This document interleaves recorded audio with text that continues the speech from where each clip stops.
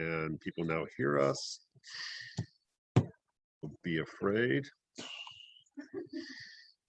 All right. Okay, so I don't know if I can let people in, but I can definitely talk on the chat now. Yeah, you can talk on the chat, and I can do it. That's fine. I'll keep an eye on it. I'm presuming that people will show up soon. No. Hey, Lexi. There's the same mermaid. Oh, that's funny.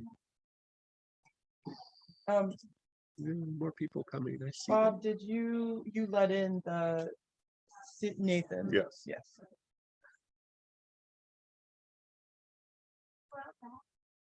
I don't know, but you're welcome to be. Yeah, I Yeah, unlocked you the can door. go right ahead. I was gonna say it's unlocked. Yeah, Yeah, yeah. go be free. Yeah, like absolutely. You're gonna be astounded. You at snuck in, Zana. it's I didn't even see you walk in. overgrown. Like go, like you'll be happy to see it. Okay. You were in stealth mode I'm coming in here. gonna escape out of here. How do I escape out of here? Oh my gosh, I can't stand that I don't have the same controls. How do I get my chat bar down there?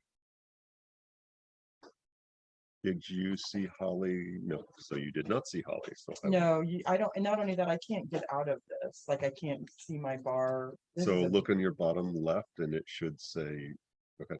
No, it's not. It's because has me signed in some other way. Hey, Holly. So there are 4 here right now. We have 5 in person, 25 online. Okay, we got a gang. Yes, exactly. And they are just now starting to wander in. So small amount in here and a very large amount. Yeah. Renee is going to have her work cut out for her, keeping up with the questions. It's okay. You know, oh my gosh, you know that I will babble like a baby. I will type like a mad person.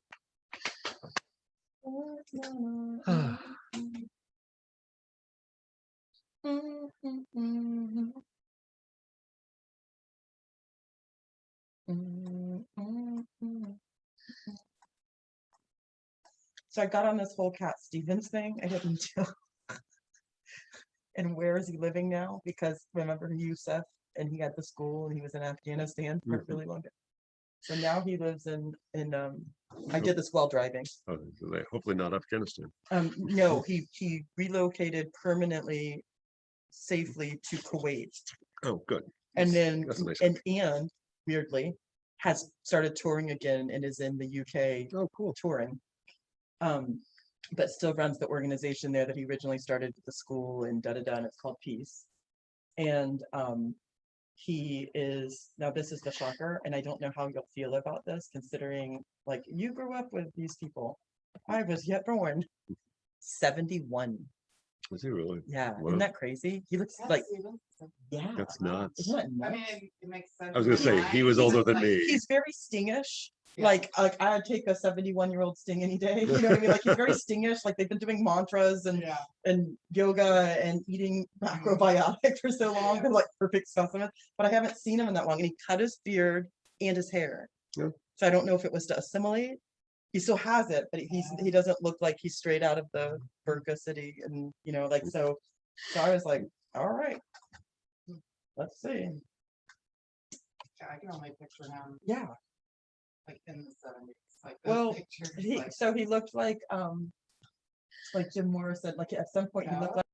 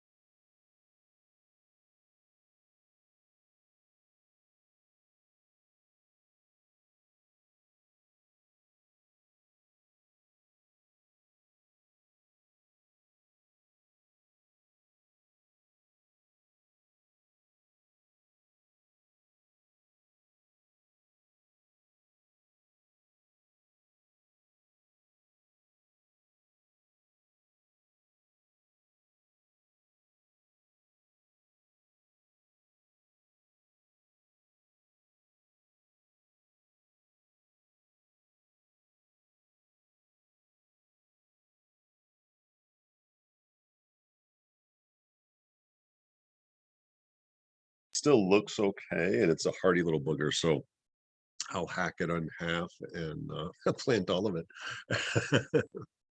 And we've got a second one back by the fence, so it should work. Mhm.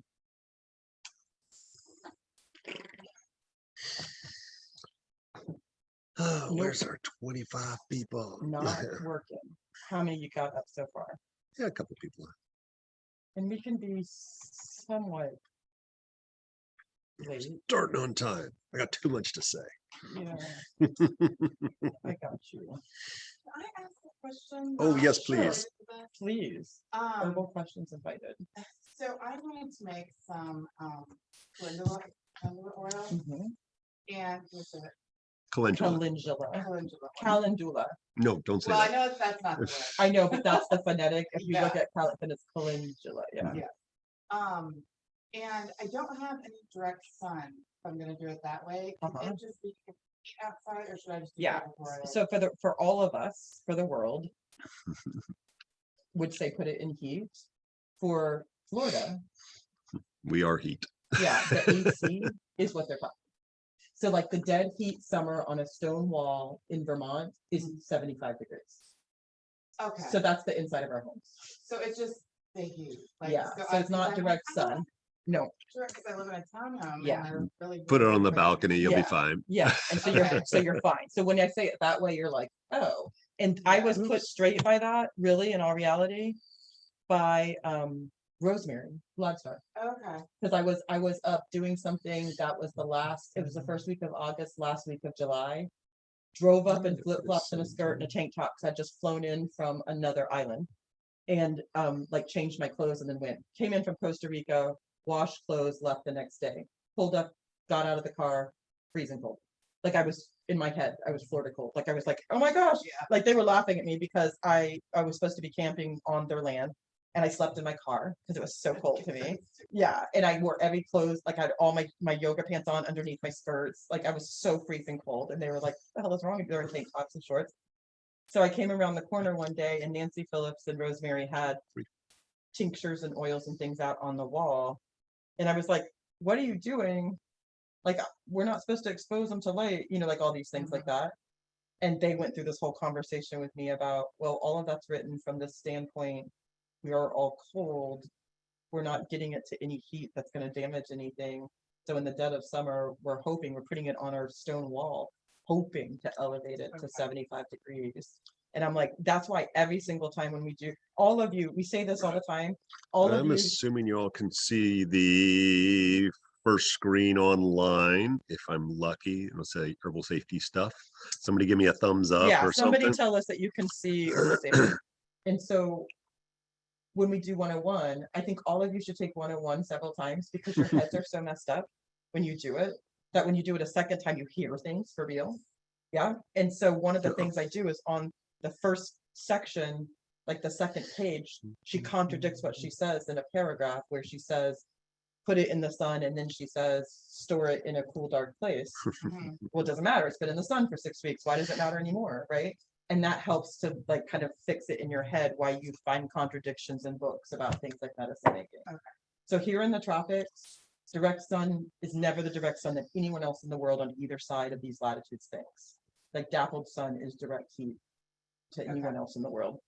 So you're fine, just putting Okay. it on your porch. Thank you, because I was like, I'm just eating it, isn't it the same? It's like, Yeah. and then I was like, but it's sun. Nope, So I was you're like, fine. All right. For sure. And Thank so, yeah, and so it's something that it's good to have these kind of conversations. And if I can remember, I'm going to start writing things down now. If I can remember, we will do our check-in where I just answer any questions. It's I'll make- hilarious, Renee. There's 3 of you. And we're gonna go ahead. It's 1 minute after, and the heck with anybody who's not Why in is here there yet. 3 of me? I'm assuming she's logged on out. It's very interesting. And, Me, it's hard enough to deal with. And since we're going to end up uploading this to YouTube afterwards, I'll go ahead and introduce this for anybody who doesn't know us. And theoretically, there's a crap ton more people coming online. So I'm assuming I don't know all of the folks who are supposed to be coming online, and I see a few names that I'm less familiar with. So I'm Bob Linde, and I'm one of the directors of the Tradition School of Herbal Studies. I'm an herbalist and an acupuncture physician, and Renee's hand is waving at us here. Even though my name says I'm Renee, I'm actually Bob. So who are you, Renee? I'm one of the directors of our school and the person that's going to be answering all your questions furiously on chat. I'm your moderator. So if you want something said and you're not brave enough just to shout it out, or you don't know how to use your technology, just type it in and I will like it. If I like it, I read it and I will make sure it gets to Bob. I'm writing it all down. And I'm going to sit up on my stump here, so you may need to jump over periodically and let people in. I assume they're on Florida time. Here, you want the Nope. pillow here? Um, The back pillow? So needless to say, we got a bunch of classes coming up. If you don't know it, there's a bunch of Thursday and Friday night classes coming up on everything from anatomy and physiology for the herbalist that I recommend for everybody who's planning on taking any of our courses, unless you have a medical degree or license of some sort. We've added some beginning Ayurvedic classes that are both free and not free. And one of my favorites coming up in October is Herbal First Aid. And that's appropriate for, I gotta let somebody in. There we go. There we go. Are you gonna make that noise every time? Yes, probably, because that's why I'm gonna make you do it. I was like, I can't stretch that far. So that Herbal First Aid is appropriate for acupuncturists or herbalists of all skill levels, I would say, from I don't know nothing on up, because it's good basic first aid as well as interesting both Chinese and Western herbal approaches to stuff, and just like weeds in your yard. And Renee, I'm super excited, has added in the smudging class and medicinal and spiritual cooking, which is more, it's a little bit extra on the spiritual, but with lots of medicinal for anybody who really wants to add in those ideas of nobody wants to take my medicine. How do we make it yummy and put it into lunch? I think that was one of, we did that like a year and a half, I 2 did it years about ago. a year ago in and it's a 2 big sections. favorite. Yeah, because Jonna took it, I think. Oh, did you get that one? Yeah. Oh, Okay. it's coming up fast. And then beginning crystal classes coming, which I think is awesome. And for herbalists, y'all should have crystals in your Medica. We've taken that out in Western herbal medicine. We keep it in, but everybody forgets that half of our herbs are actually rocks. And then 287 in the Chinese Medica right now today. and the Chinese herbal program's coming up in November, and the start of the Western program has got a couple of entry points starting in November, December, and January. So check the website for details. Okay, commercial's over. Sorry. And that was a stall so other people could show up here. So this is, and I'm going to get that screen off of there so the folks here don't have to stare at it. This is actually one of my favorite subjects to talk about. When, and I'll back it up a little bit more than even, I was practicing semi-formally as a Western herbalist long before I ran away to acupuncture school. And I was doing very much, this herb is for that, and this supplement is for that. And we were using Western diagnostics. We were using Western thought of like, this herb is good for kind of thing. And it kind of sort of worked. Like it worked more than half the time. I only occasionally hurt people a little bit, and it wasn't too bad. But the reality was, once I ran away to acupuncture school and learned a diagnostic system, an energetic system. And I think that's really important. And for some of you, you already have a license, or you're in herb school, or hopefully you're going to go to herb school. But the idea of how do we evaluate stuff, and we don't have enough time in this freebie class to talk about the energetics of prescription medications. That's a whole nother realm that I'll tease you with the idea of it here a little bit. But the idea of a lot of people felt excluded from the ability to explore herbs. And for so many herbalists, they're frightened of giving herbs with prescription medications. We literally just went over Oh, this. yeah, we saw that on- literally just happened in a Yeah, group I of was going to clinical mention that at herbalists and some point. doctors, Yeah. And so when I ran away to acupuncture school and I knew that like, yay, acupuncture's cool and it's fun to have a license, whatever. The reality was I wanted to be an herbalist and I was going to use the construct of Chinese medicine to really understand that. And as I was going through school, even the students in my class, and I would argue some of my teachers, they were frightened of herbs Mhm. because most people are on prescription medication. They still are. And it's funny. I'm going to tell myself I went to the doctor for the first time today in 10 years. I say more than that. Yeah, give or take.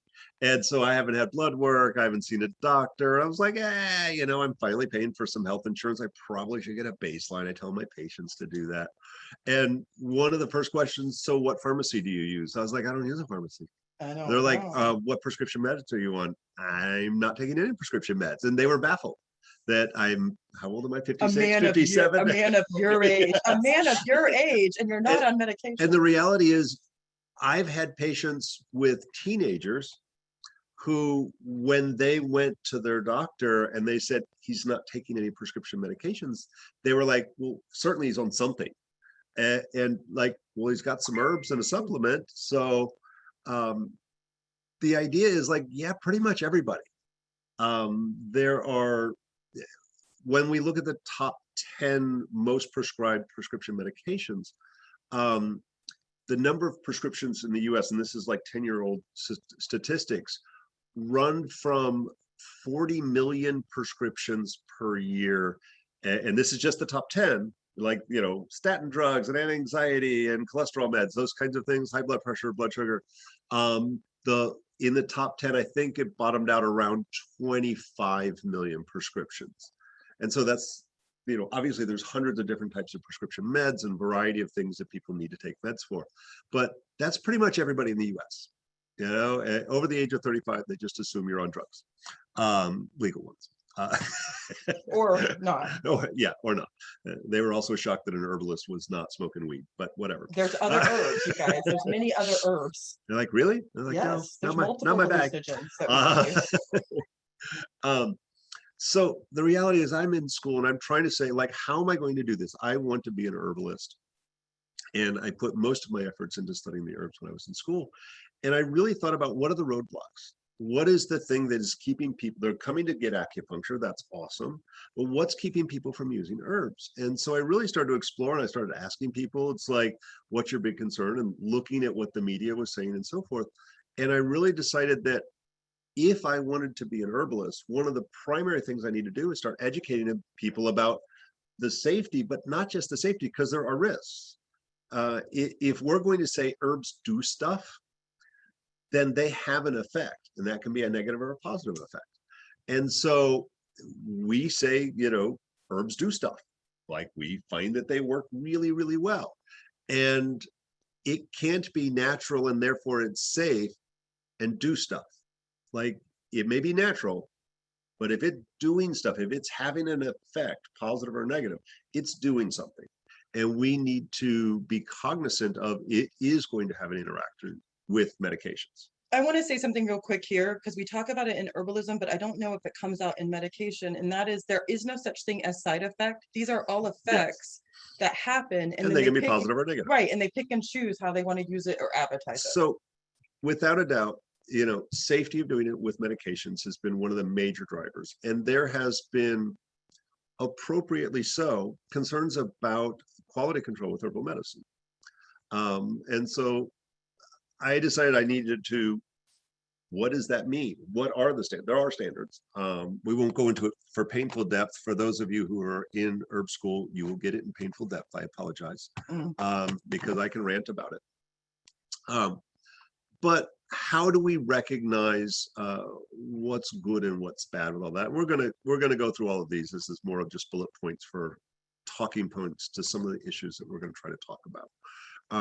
And so I literally teach this as an entire weekend class and a 6-hour class and a 3-hour class. And so for the 2-hour freebie class, I have to all right, what do I really have to have people know? And whether you're herbalist or not, it doesn't matter, right? We have a lot of times people, I get everybody from pharmacists to acupuncturists to the lay public who are concerned or, are thinking about utilizing herbs. So I want to try my best to kind of talk to everybody with this. And I remember once I was, sorry, yay, more stuff. I'm not going to read those to you because we're going to talk about them all in detail. I once was warned that there was a bunch of brand new pharmacy school graduates, PhDs, had in a book for years and years, that they were going to come to my herb drug interaction class. And I was terrified. I was like, I don't know enough biochemistry and blah, blah, blah. And it was really funny because I talked to them afterwards and they may have even said it in class. And they were like, no, we don't know that stuff either. So I felt a lot better that they knew what they knew. But they actually found what I was telling them really helpful, because the reality is they learn medications, they don't learn drugs. Or I mean, they don't learn herbs.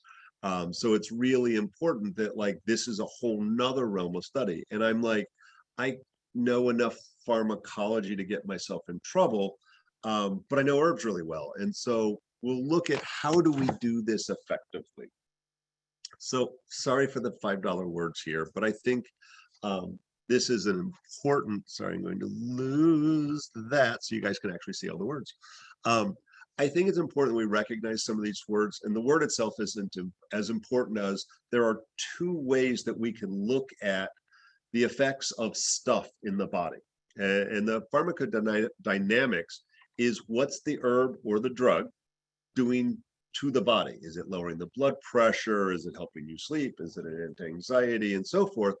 And then pharmacokinetics is how does it travel through the body? So how is it being absorbed, distributed, broken down, and excreted? And that's true. This is important for both the drugs and the herbs. So every drug, there's some basic ways that we can think about that, and it's easier to say PD or PK, by the way, than trying to have polysyllabic words that I baffled at this late in the day. When we talk about absorption, we're primarily looking at through the digestive system and then being processed. So therefore processed through the stomach, intestines, into the liver, and then excreted through the intestines or the urine through the kidneys. And so we're kind of like pretty basic organ-y stuff on when we think about digestion. And so things that mess with that herbally can interfere. And if we know the pathway of a particular drug, that starts to figure into it. In the case of drugs, lots of oral drugs, but there can be inhaled drugs like an inhaler, IV, intramuscular, and lots of other interesting ways that things can be put in with drugs. And those are then a different way. They're still going into the bloodstream and then ultimately through the liver and kidneys, but a little bit different when we talk about things that are IV in particular. Oh, come on, computer. You okay? Yes. Oh, it's just like getting into the good stuff here. It's always exciting. So it's really funny. This is funny because I find as an herbalist, I have to be just as up to date, not only on the current research and information about herbs, and whatever the popular herb is that Dr. Oz recommended. For real. Yeah, it's a not a problem. lie. Yeah, it's a problem. Stop saying stuff. We can't keep up. But I also need to keep up with the pharmaceutical industry, because that industry is changing just as fast as the herbal industry is. And so I'm not able to get access to everything because I'm not willing to pay those kinds of prices to get to their conferences, but a lot of their papers that are published, there's some synopsis, there's opening general assembly things that a pharmaceutical and other Western MD kind of things that we can get access to online. And so this was the pharmaceutical industry talking about the pharmaceutical industry, not the herbal industry. So these are the concerns that they have. These, and for those of you who it's foundations today, tomorrow, Yeah, right? foundation. So the foundations class is going to learn this, but from an herbal perspective this weekend, that we're going to be looking at special populations. And that's what this is talking about. What are some unique issues with special populations, such as very old, very young, pregnant, breastfeeding, and hereditary? But it's funny, and I'm going to add one from a different presentation. I'm just going to say it. But when people start to take multiple prescription medications, there's little to zero research on the effects of that in the body. And in a number of these very commonly prescribed prescription medications, there is little research past 1 year. And there's a couple of good examples. There's, when we look at blood pressure meds and diuretics, there's two prescription meds that are frequently prescribed together. There's really good research and generally a safe combination of two herbs taken together with kind of complementary effects. And that's really good. We'll sometimes see that blood sugar can be a problem. And so there's some decent research on that. There is zero research on more than 4 prescription medications taken together. Everything from 4 on is a guess.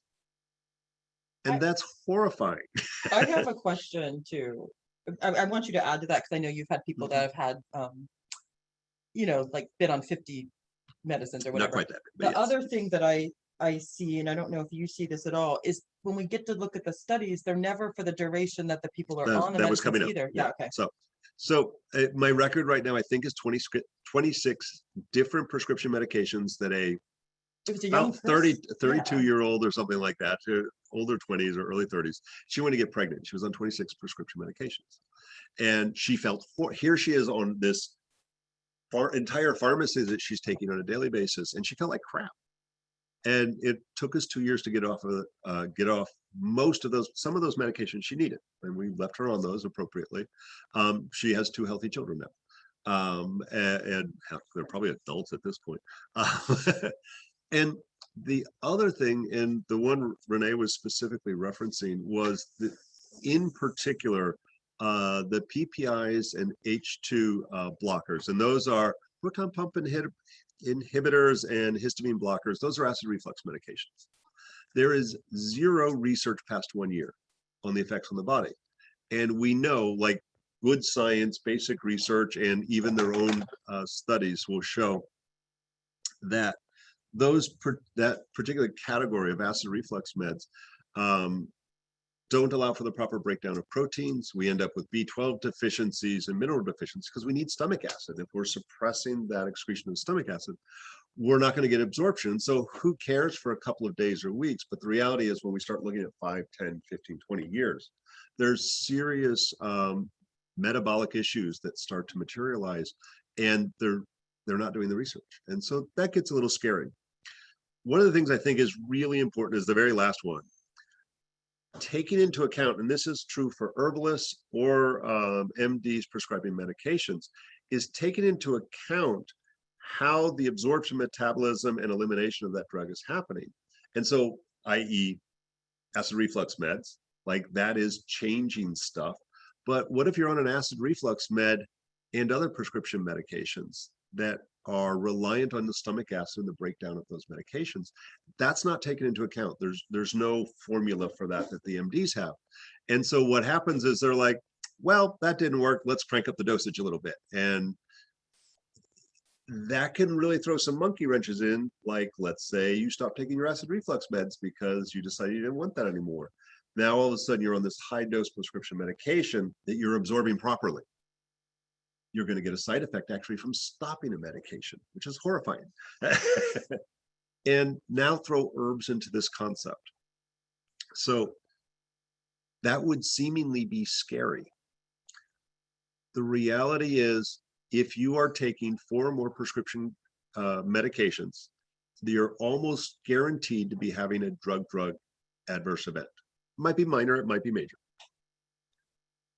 It may not even be worth paying attention to. If you take, and I'm going to skip all the permutations, but know that there is a range of all of this.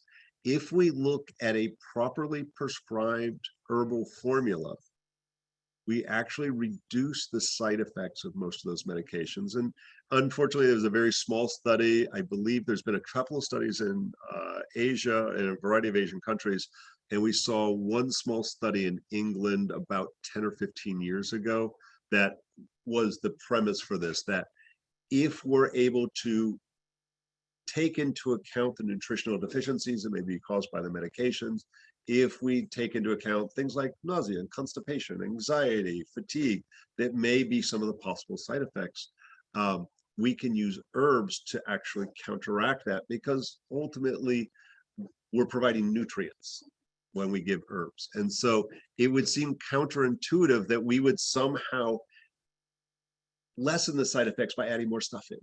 But when we work within specifically an energetic system and using appropriate formulation, we see good things happen.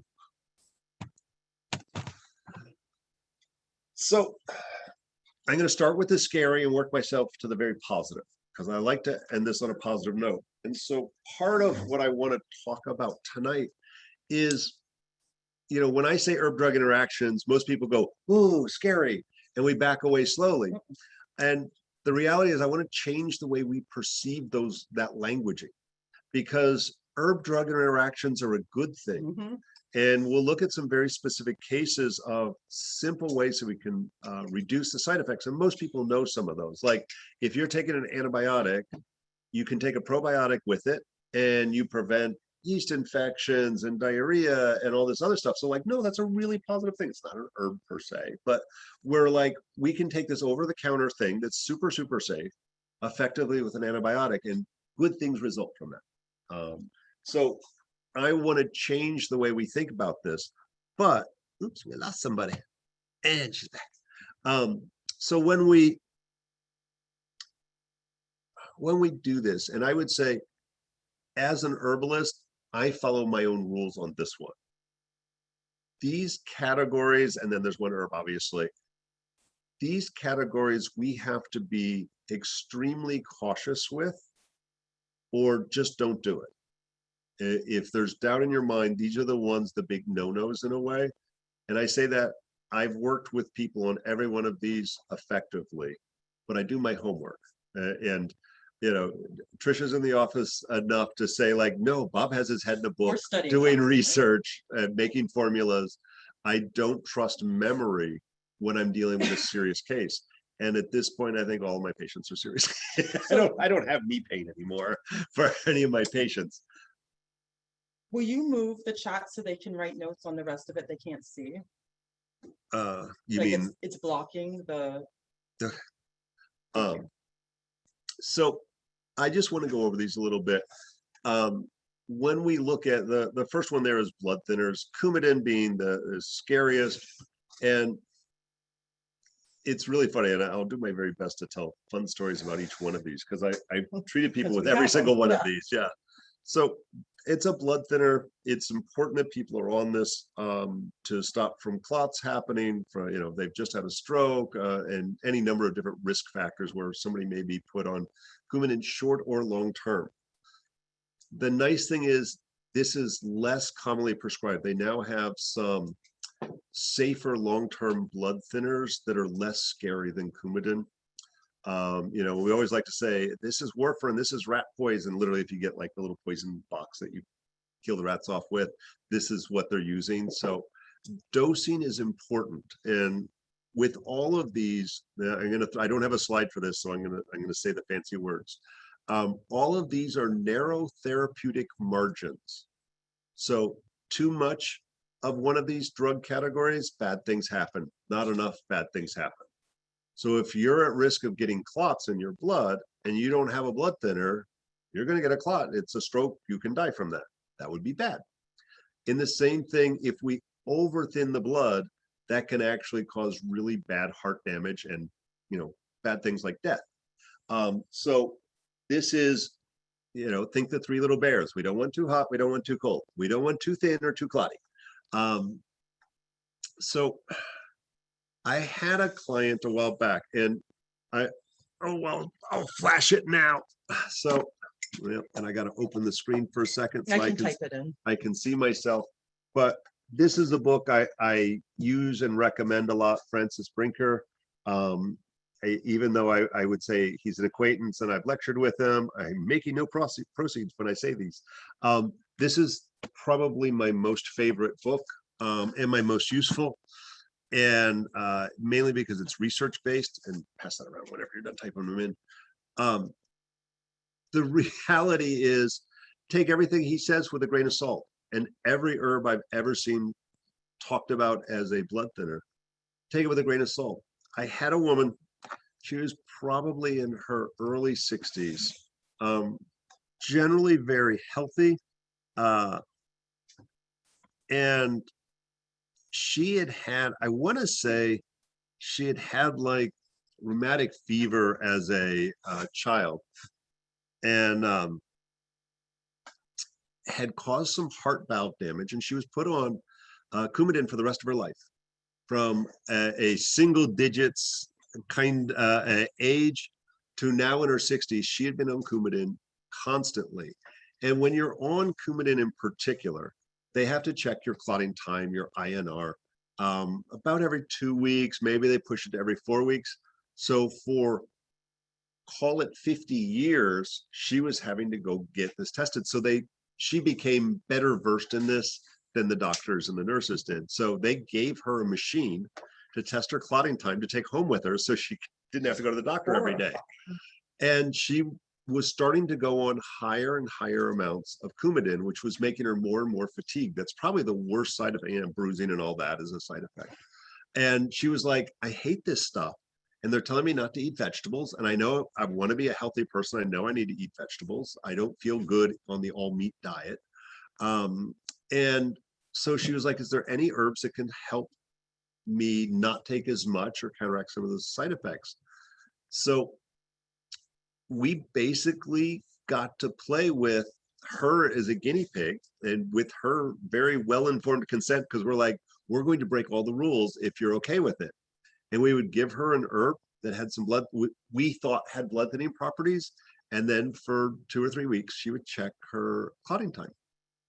And I would say half the herbs we thought thinned the blood, no effect whatsoever on the Coumadin and the clotting time. There were other ones that had dramatic effects, and we were able to actually come up with a combination for her that allowed her a low maintenance dose that she wasn't having to alter it very much, and allow her more energy in the way that she was able to function, because she was this healthy, vibrant person who this medication was destroying. So really important, and I know we have at least 1 or 2 practitioners online with us and a few here. In general, if I am adding blood thinners into somebody with a strong blood thinner, and there's some now 2nd and 3rd generation ones that are less bad than Coumadin, but even with something like aspirin, where people are getting already bruising from it, I'll usually start with a subclinical dosing and make sure that they're getting their clotting time tested periodically by the MDs. Within, like, if we add an herb in subclinical dosage, let's check their clotting time within the next 2 to 3 weeks and monitor their symptoms, and progress very slowly with that, and then allow for any kind of changes that need to happen. Bob, what does subclinical dosing mean? It depends on the herb. Okay. So if there's a, Give a moderate definition. yeah, so if you're sitting there doing your homework and you're saying, ooh, what's the dosage of safflower?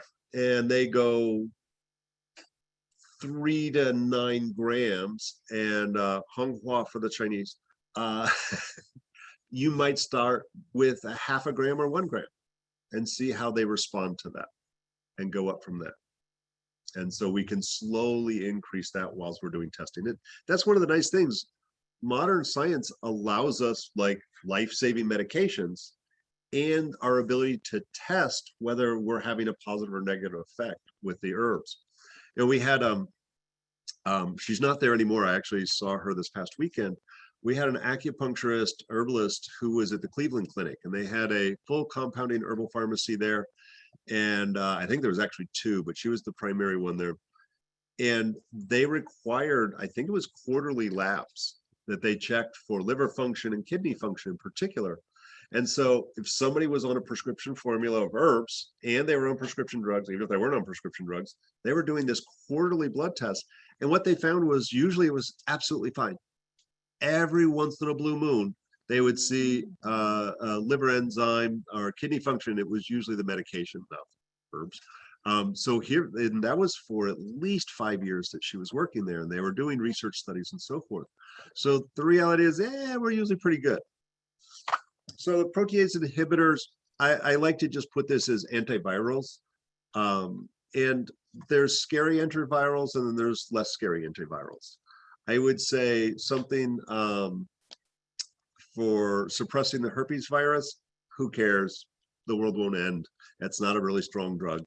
But when we're talking specifically about HIV, some of those HIV medications are very challenging to the liver and the kidney. And it's really amazing. It's funny, when I first started working, I used to see a lot of HIV patients because the multiple drugs that they had to take had sometimes very poor outcomes and horrible side effects that they were like, I don't want to do this crap anymore. Is there anything else we can do, or can you modify the symptoms? And so I was doing a lot of work with that, and all of a sudden, for no particular reason, for like, it's completely vanished off the screen. I was like, why am I not seeing anybody with HIV anymore? And in the last 4 or 5 years, I guess, they've now gotten it down to it's 1 or 2 pills, and it puts it to the point where it's no longer detectable. And so more often than not, they're having such tremendous positive effects with the medications. It's super exciting, and especially for the people who have HIV, obviously. So they're not seeking, and it doesn't have the side effects that we were seeing back in the day with AZT and things like that. So they're really having positive outcomes. People are living a fairly normal, healthy life to the point where they're no longer considered to be able to transmit the virus. It's so low, which is great for their partners and so forth. But the reality, and I'm going to say this a lot, things that are bitter and sour can interfere with the absorption of your antiviral medications. And that sounds horribly general, but that's the reality.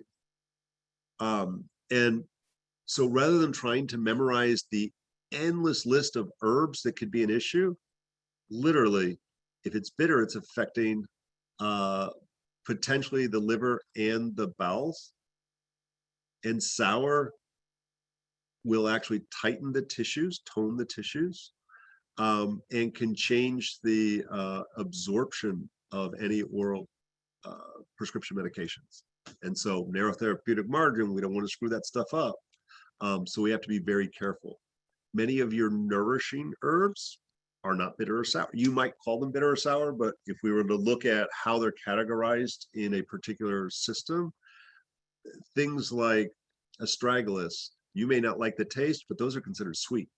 Cotinopsis, oat straw, all of those are yummy herbs. We consider those nourishing and sweet, and can do things like help with the immune system and work with neuropathy and a variety of other issues. So we can work within that. And it gets a little bit more, you have to be creative sometimes, but we can work with that. And I'll give you a really fun example as we get going here. Immunosuppressants are super challenging. And there's different types of immunosuppressants. There are immunosuppressants people take for autoimmune disorders. Those are the least scary of the bunch. Even though there's a narrow therapeutic margin, people are not dying from that. And if we're doing it, we'll talk a little bit about that later. But it's pretty easy to work with autoimmune disorders and not screw people up, even if they're on methotrexate and all kinds of other skins. We can fix that. That's just a reaction. Those are We can pretty fix easy. that, yeah. But immunosuppressants, because they've had an organ transplant. I meant to give you a rash, sorry. Yeah. People who have had an organ transplant, if we stimulate their immune system, if we normalize their immune system even, the potential for the body to reject that organ is greatly increased, and that would be bad. I will say something about this too. If you've been on them for a very long time, if you're used to maintaining, you forget to say it. Yeah. Like I've had people forget to say, oh, but they're coming there for Oh, shoulder. by the way, I've Yeah, got a they're new coming set there of for lungs. shoulder pain, but they've had a kidney replacement. They talk about the shoulder pain and they don't say, oh, by the way, I'm on these chronic medicine, because it's just part of their life. And so And I will say that's organ transplant people are probably the most challenging ones to work with, because so many of our herbs have a positive effect on the immune system. And in their case, that would be bad. And it's funny,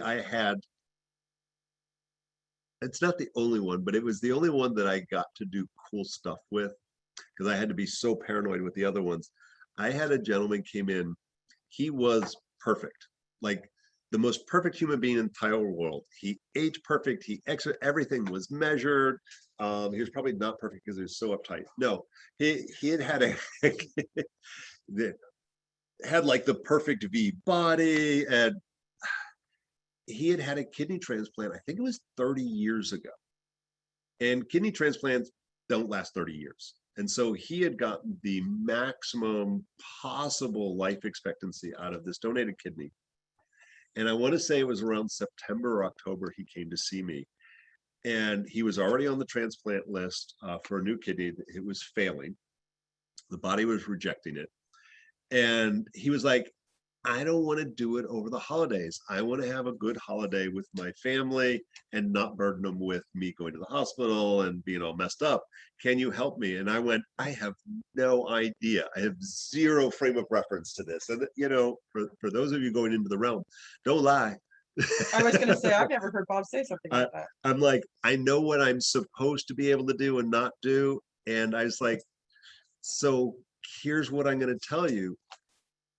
Your kidney's failing, so I need to make your kidney function better. And I'm going to completely ignore the fact that your body is rejecting it. And I think I got him to like February or March. And he was supposed to last 6 weeks. And so like, there's like in your head, don't give anything that's nourishing a tonic. Don't even screw with the people who are on anti-rejection things. Unless you should. In this case, I should. Like, it was already a done deal. His kidney is about to leave the building. I kept that sucker going for an extra couple of months. And So, we hell actually yeah. have several stories like that. Like David says the same thing about his. But his was not a replacement. I know, but you know what I'm saying? Yeah, Like, we can improve kidney function without Yeah. a doubt.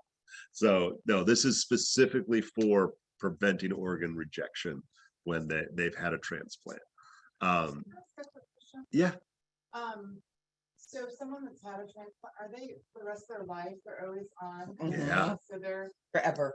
so then do they take things to, No, Nope. they're at high risk. So let's replay that for them so they can hear it. So the question is, if they're on a replacement, an organ replacement, are they taking things for the rest of their life? Yes. The second question would be, then are they doing anything to like enhance their or help their immune system? No. Which is our bitch and moan about, we don't care where you are with vaccinations or masks. Those people cannot get vaccinated. They cannot do anything about it. And they'll respond the worst. Yeah. Like if they get COVID, Mhm. they may not survive Yes. because their And- immune and- system is greatly compromised 100%. intentionally. Yes. And And they that's cannot true. fix it to the day they die. And and that's so- also true of autoimmune disorders frequent time. So when we look at your the nature of an autoimmune disorder is your immune system has gone into overdrive and attacking a part of your body. And it can be rheumatoid arthritis attacking your joints. It can be thyroid disease where it attacks your thyroid. It can attack your pancreas. So lots of different fun parts that it can get all screwed up. And so the treatment for that is either chemotherapy, which we'll talk about next, or an immunosuppressant, which is, and honestly, it's usually both. And those don't cure you of your autoimmune disorder. They suppress your immune system so it can't attack that part. And you stay on that for the rest of your life and increase your risk of, insert all diseases here, but in particular, a variety of cancers, osteoporosis, organ failure, and death. And so there is a time and a place for those things. And I always feel like that should be our last choice, not our first, but that is the first line of defense for autoimmune disorders. Even for organ replacement, there's no other option. Like that's what happens. And that's super scary for those folks. And this is all the way from babies that just were born to elders. So there's human beings that come into the world missing a kidney or with some kind of thing where they need to do that. And so it's very important that person to have a normal life their whole entire life if we can just help them through that certain situation. So we shouldn't be afraid of it, but use caution for sure. So chemotherapy, sorry, I have to tell a whole nother story. It's like, it's not relevant. But you want to say Bob. Bob is a storyteller. So in a good way. chemotherapy, I have to restrain myself. It's Mhm. like I ate through all the slides. So chemotherapy. So chemos, we usually think cancer for this, and I think it's important that like we'll kind of talk about that in particular. But know that chemotherapy is used for things like autoimmune disorders as well. So people will sometimes say I'm on chemo, but not mean cancer. So it's always important to clarify that. But in the case of cancer, when somebody, either their only option is or they choose to use chemotherapy to approach a cancer, it's really important that we are very, very careful if using it at all with the chemotherapy. The problem being they are putting poison in you intentionally with the intent that it will destroy the cancer.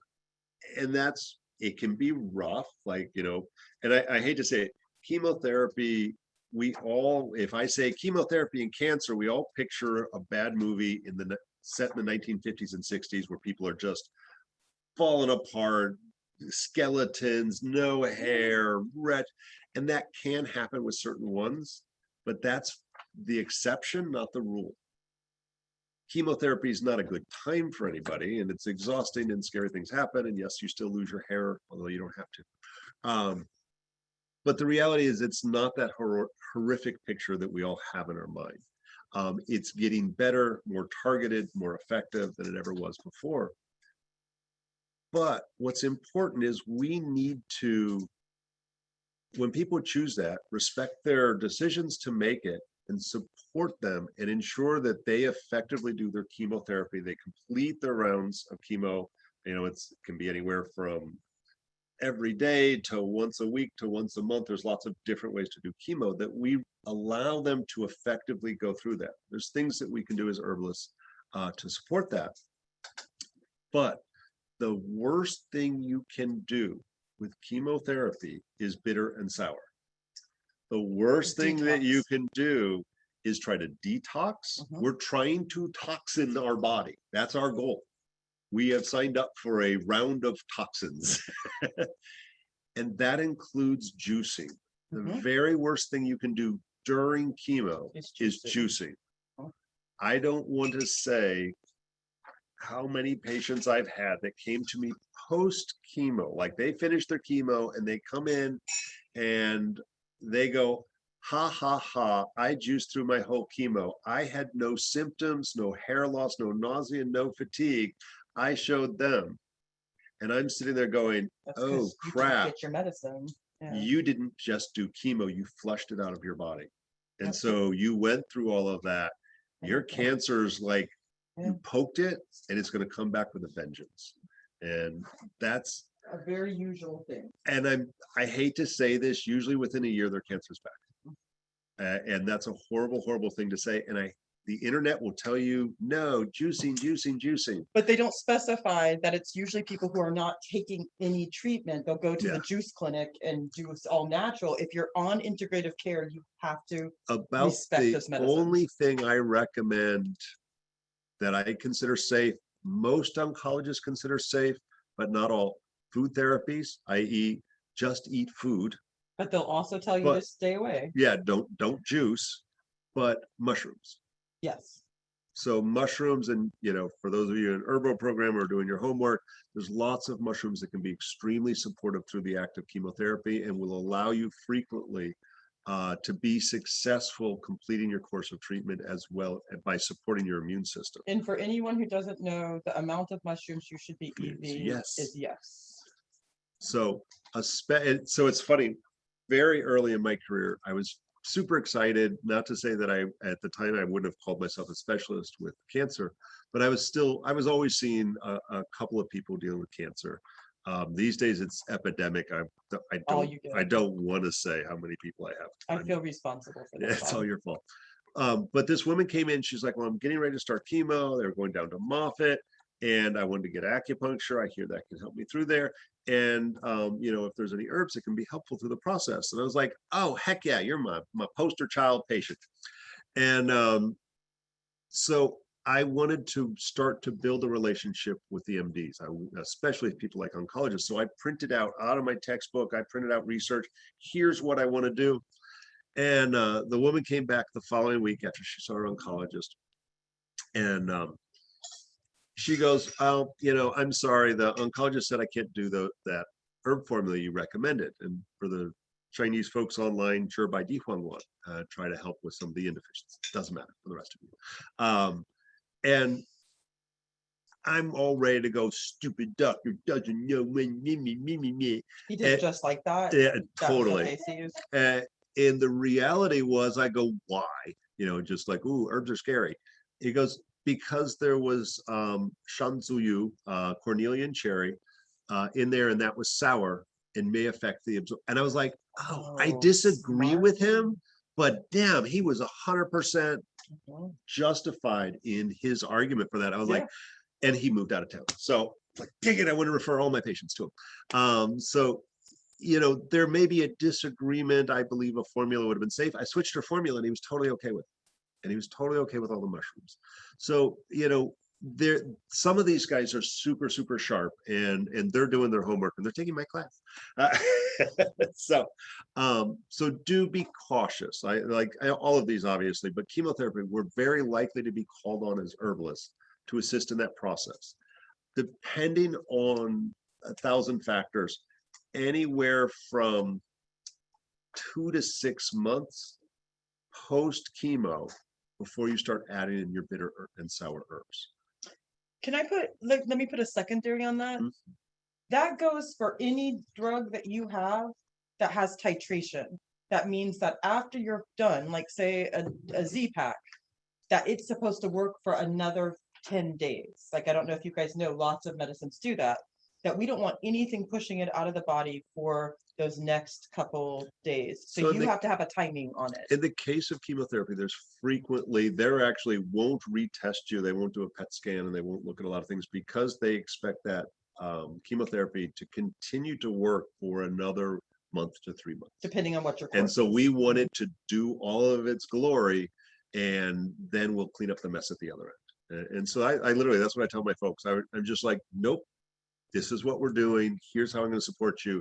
I don't want you to do anything crazy. I'm not going to give you crazy herbs.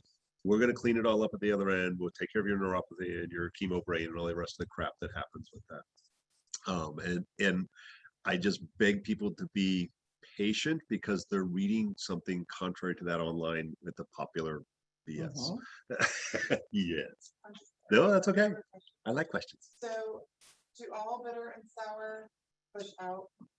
As a general, not necessarily push out. And we'll look at there's definitely like things Rhubarb. like rhubarb root that are purgative, which are also bad, but they're usually really bitter too. So bitter can usually speeds things up and sour slows things down. And I'm making huge sweeping generalizations, but as a general rule, think of sucking on a lemon, and bitter actually stimulates the bile secretions. It wakes up the liver and gets it to do things. And so that's a general rule, and there's 1,000 exceptions. It guides to the organs that decide it needs to go out of our body. So it pushes it quickly to the organ that's like, oh, no, this is toxic. Let's remove it. And so we just, That's. yeah, does that Yeah. make sense? So it doesn't push, No, that- it helps us decide quicker instead of it staying in the body the way it needs to. Yeah, letting the body use it up. yeah. Yeah, and so that, and I'll say this generically, there are endless toxic herbs in Chinese medicine. We use a lot of really toxic stuff. It's not that toxic, but like if we're already giving you poison, chemo, and we throw some more, that can be a little challenging for the liver to process that crap out. So we generally stay away from anything toxic. And there's things that have very stimulating glycosides.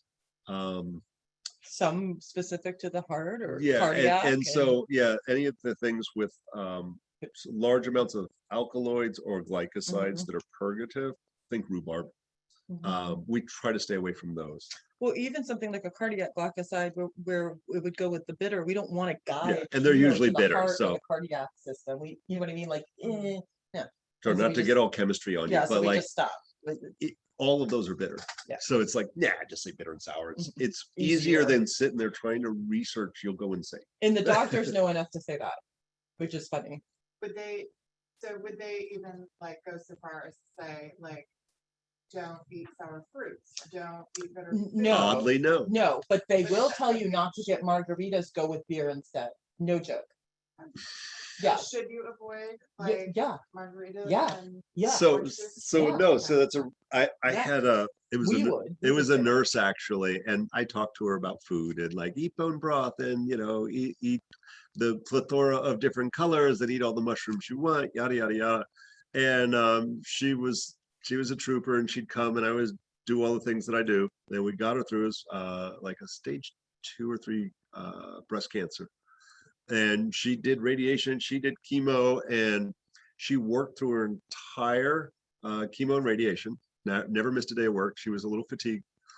We kept her hair, and I think we were two-thirds of the way through, and she was complaining a little fatigue. And so I was like, revisited the idea of food, and I was like, well, what are you doing for food? And she was like, well, after chemo, a couple hours in there with actually in her port, I stopped at the wing house and get wings and beer, and I was just like, oh. If it causes you more stress not to get the wings and beer, And I gotta then say, go for it. alcohol is a poison, and Mhm. so I And don't recommend cheese. alcohol ever.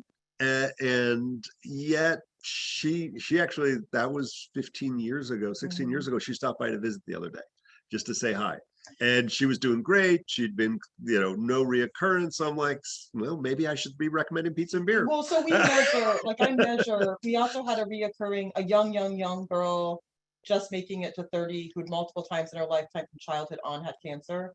I'm not telling her on her 4th bout of cancer in it looking to be terminal that she's doing an experimental treatment. She shouldn't be going to get a drink afterwards. Yeah. Like, listen, sister, you do what you gotta do. But we do have to measure that. And I would say, but please get a gin and tonic, not a margarita. I would do that. Less personally. sugar. Yeah. Like I would. It's an herbal. Do shots of Jaeger. It's a So we tincture. we do the best we can with the resources and the ability of anybody there. Obviously, excessive amounts of any toxin, i.e. alcohol, will be challenging. But for anybody. clinically, yes. Anything sour. They generally, we don't look at culinary doses. Like if I said I want to give them holy basil and make a tea of it, they might actually get twitchy. But if they said, can I have some pesto on my pasta, they'd be okay with it. It'd be about the same amount. Which is funny because I always tell you guys this hypothetically, if you were to smuggle plants in from another country that you weren't supposed to, hypothetically, you would just always explain that they were tea. You would never say that they were herbal medicine or what they were for. You would just keep saying it's tea, it's tea, it's tea. So the mushrooms. So as a general yeah, rule, like it's food. It's funny, and not part of this class normally, but I'll say it anyway.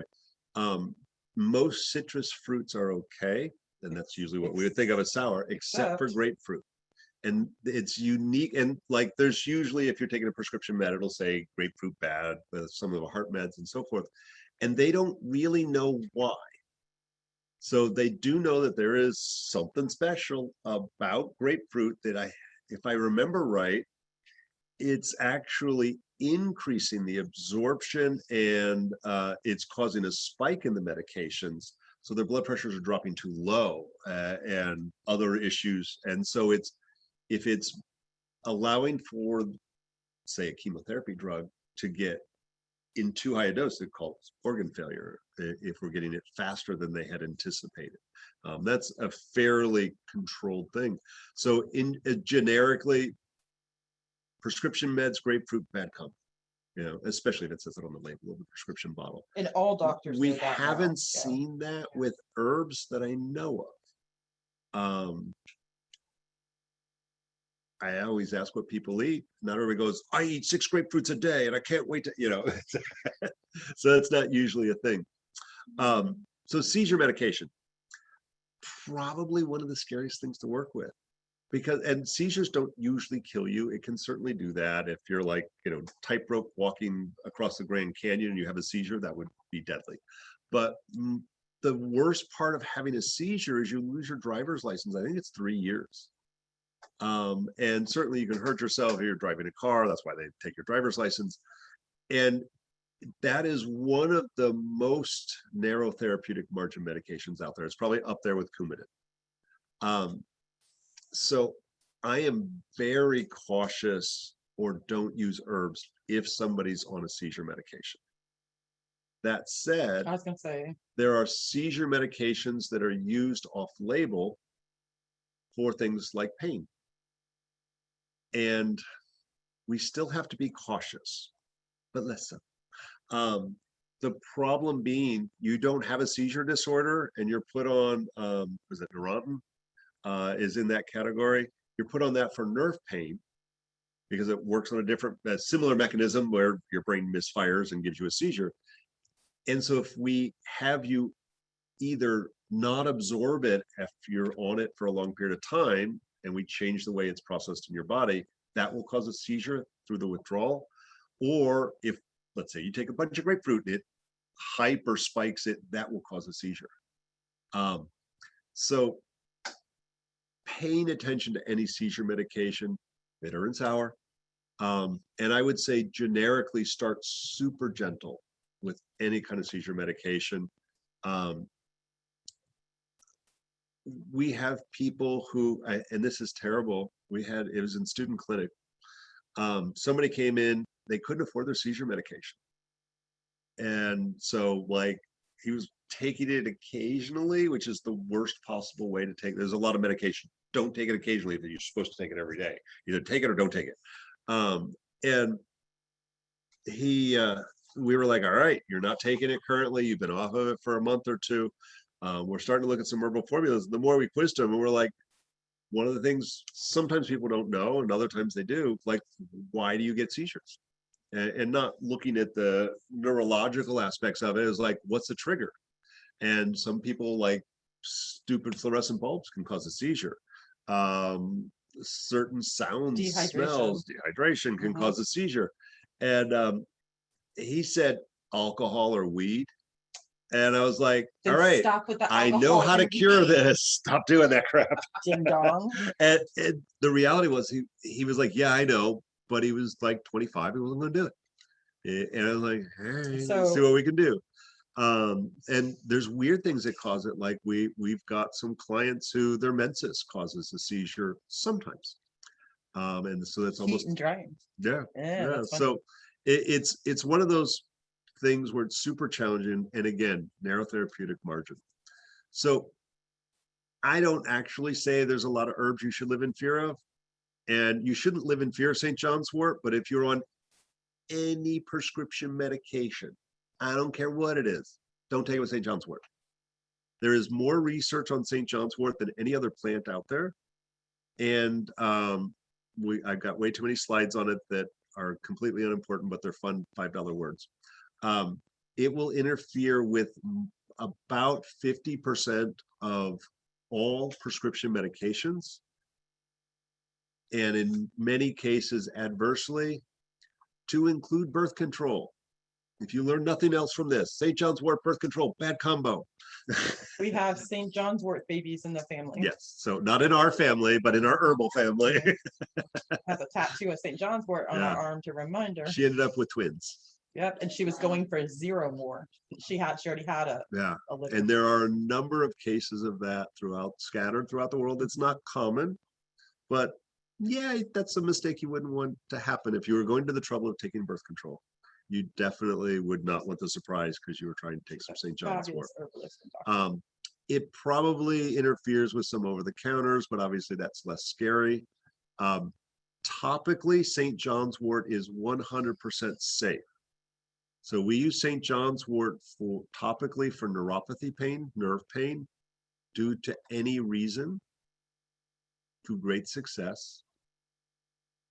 it is fine to do St. John's wort internally if they're not on any prescription medications. But it does have, oh, I think it's my next slide, so I'll just go ahead and turn the page. Oh, it's my next, yes, my next 27 pages here. Don't worry about the $5 words. That's for any MDs or pharmacists in the audience. It does stuff, both short and long term. And it's funny, some things it's an agonist, some things it's an antagonist.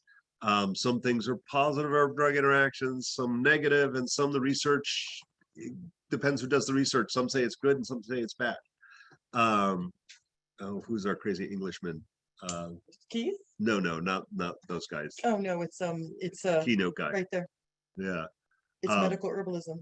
Yes, him. Hoffman. Yes, David Hoffman. David Hoffman did a 3-hour rant at Medicines of the Earth conference, basically about St. John's wort, and it's all a crock, and that you should do whatever the hell you want because there's research to support it every which way. I do not agree. I think we should be cautious. St. John's wort, baby. Yes, exactly.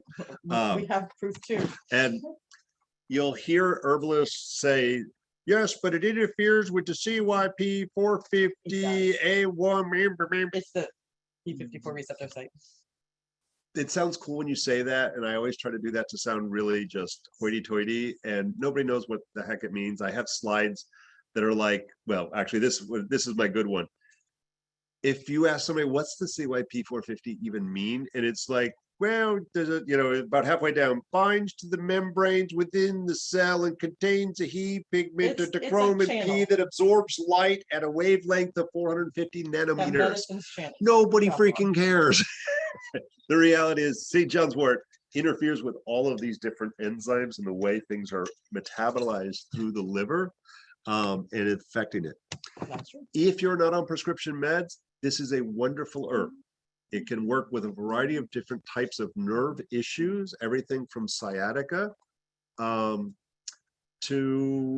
melancholia. And it's Eeyore syndrome is usually what we look for. So it's not for depression because there's lots of different subtleties for depression. It is literally Eeyore. And The picture head up towards the sun. the Chinese, and I would say that picture, if you've ever seen St. John's wort growing, it's this, the stamens in there literally are leaping out of the flower, and it's this bright yellow. It literally looks like a ray of sunshine. And so for people who go to the beach and see only the clouds, this forces sunshine into their face. Damn it. And so, oops, sorry, got ahead of myself. So I particularly like the Chinese believe that it's cold energetically, and I have a hard time seeing this bright thing as cold. So I never talk about it as cold, but it is used for things like viral pain. So shingles, this is one of our things because shingles is an inflamed nerve issue. So it does And cool so it's down, cooling and it that- cools down the fire from neuropathy too. But it points towards the sun. It's bright yellow and blooms in the middle of Yeah, blazing so I sun. say cool to neutral, and that just disagrees How with about everybody this? It can cool something. Yes, and so we never use it as this, you can't use it as this.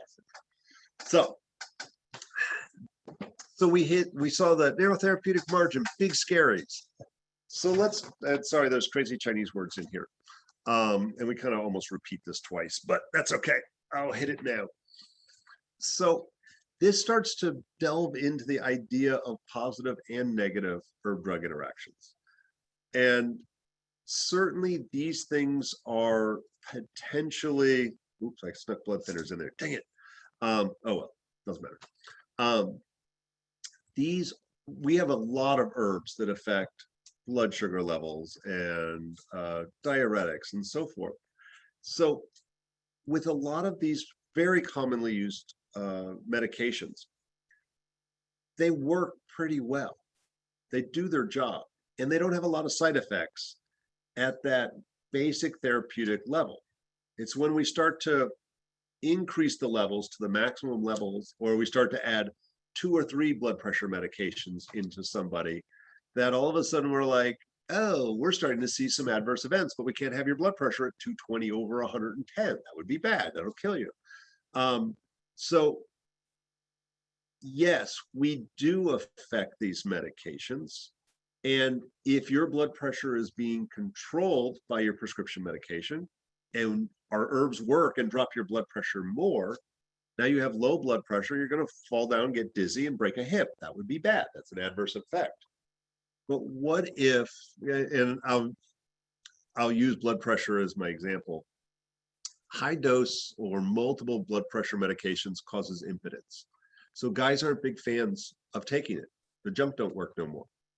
So what would happen That's so official. if we did the minimum therapeutic dosage of a single blood pressure med and something like Hawthorne to control their blood pressure? And the two of them together controls the blood pressure. The Hawthorne doesn't seem to cause impotence.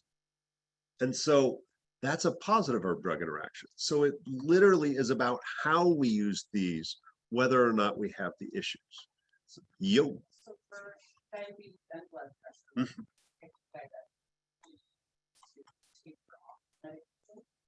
So good question. So in the case of diabetic medications and blood pressure, and type 2 diabetes specifically, so if we're looking at type 1 diabetes, whole different animal. And if anybody gets bored, not all of you, not all of you are our full-time students. Look up type 3 diabetes. It gets fascinating. And if we start to look at metabolic syndrome, which is kind of like borderline everything, that figures into the mix. So the problem with diabetes medication is it does a good job, honestly. Diabetes medication, name just flew out of my head.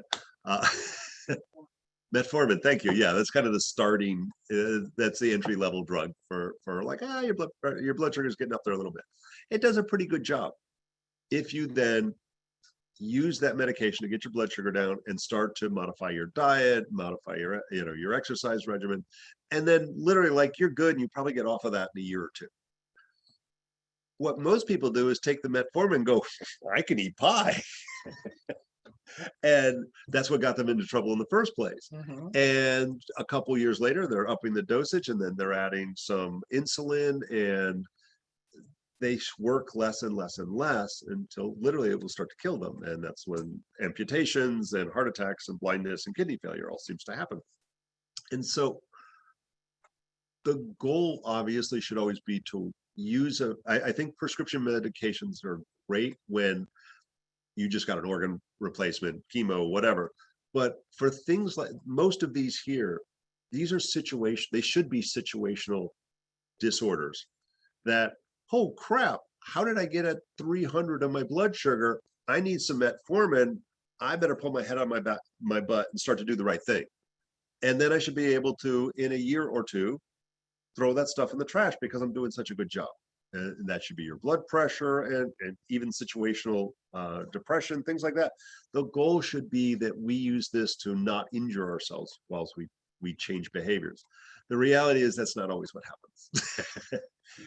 And That's almost never what happens. yeah, How about that? so our goal then is let's make the drug work better.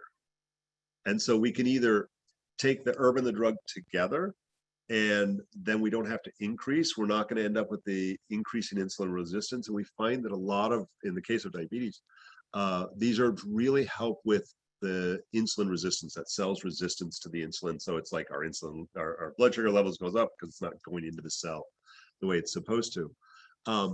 But also the opposite, as we're trying to dose off of it, we can start to increase our medications. And without a doubt, this is, and sorry for the Chinese words in there, I just stole a slide from another class. Ignore the Chinese talk unless you're a Chinese medicine person. So in the case of diabetes, low blood sugar will kill you just as fast as high blood sugar.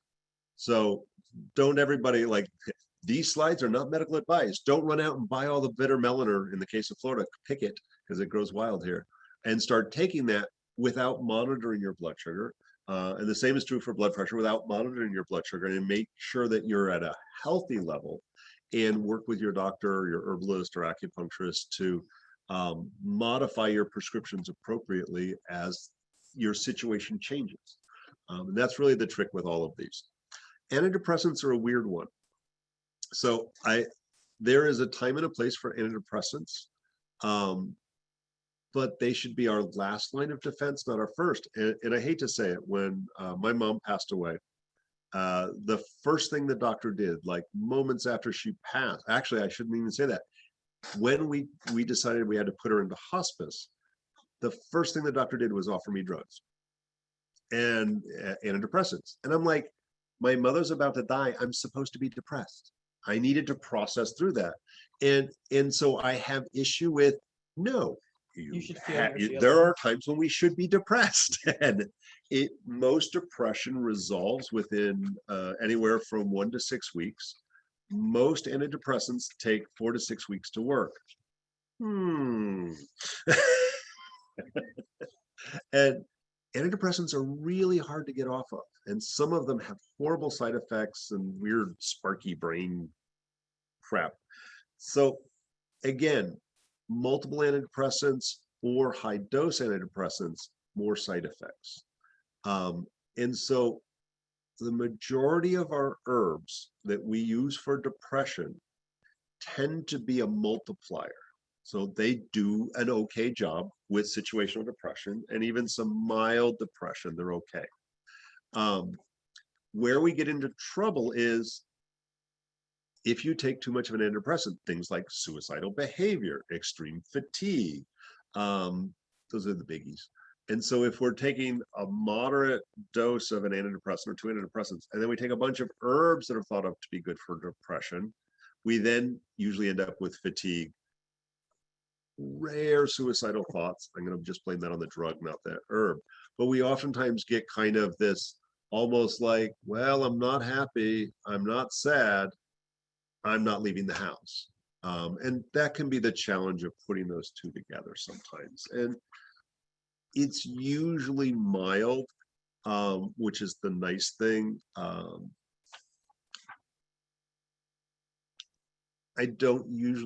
haven't seen a lot of bad antidepressant, SSRIs, SNRI adverse effects.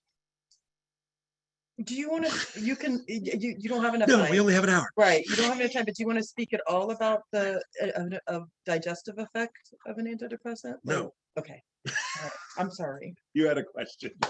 Yeah, I don't want to keep. No, It's go. okay. You get to I like questions. I'll tell her to Yeah, shut he up. knows to shut me the hell up. No, you get to Something say it. I was curious about, I don't know, I was thinking about it. Please do. And you both travel all around the world. Do you find that depression is a very first world problem?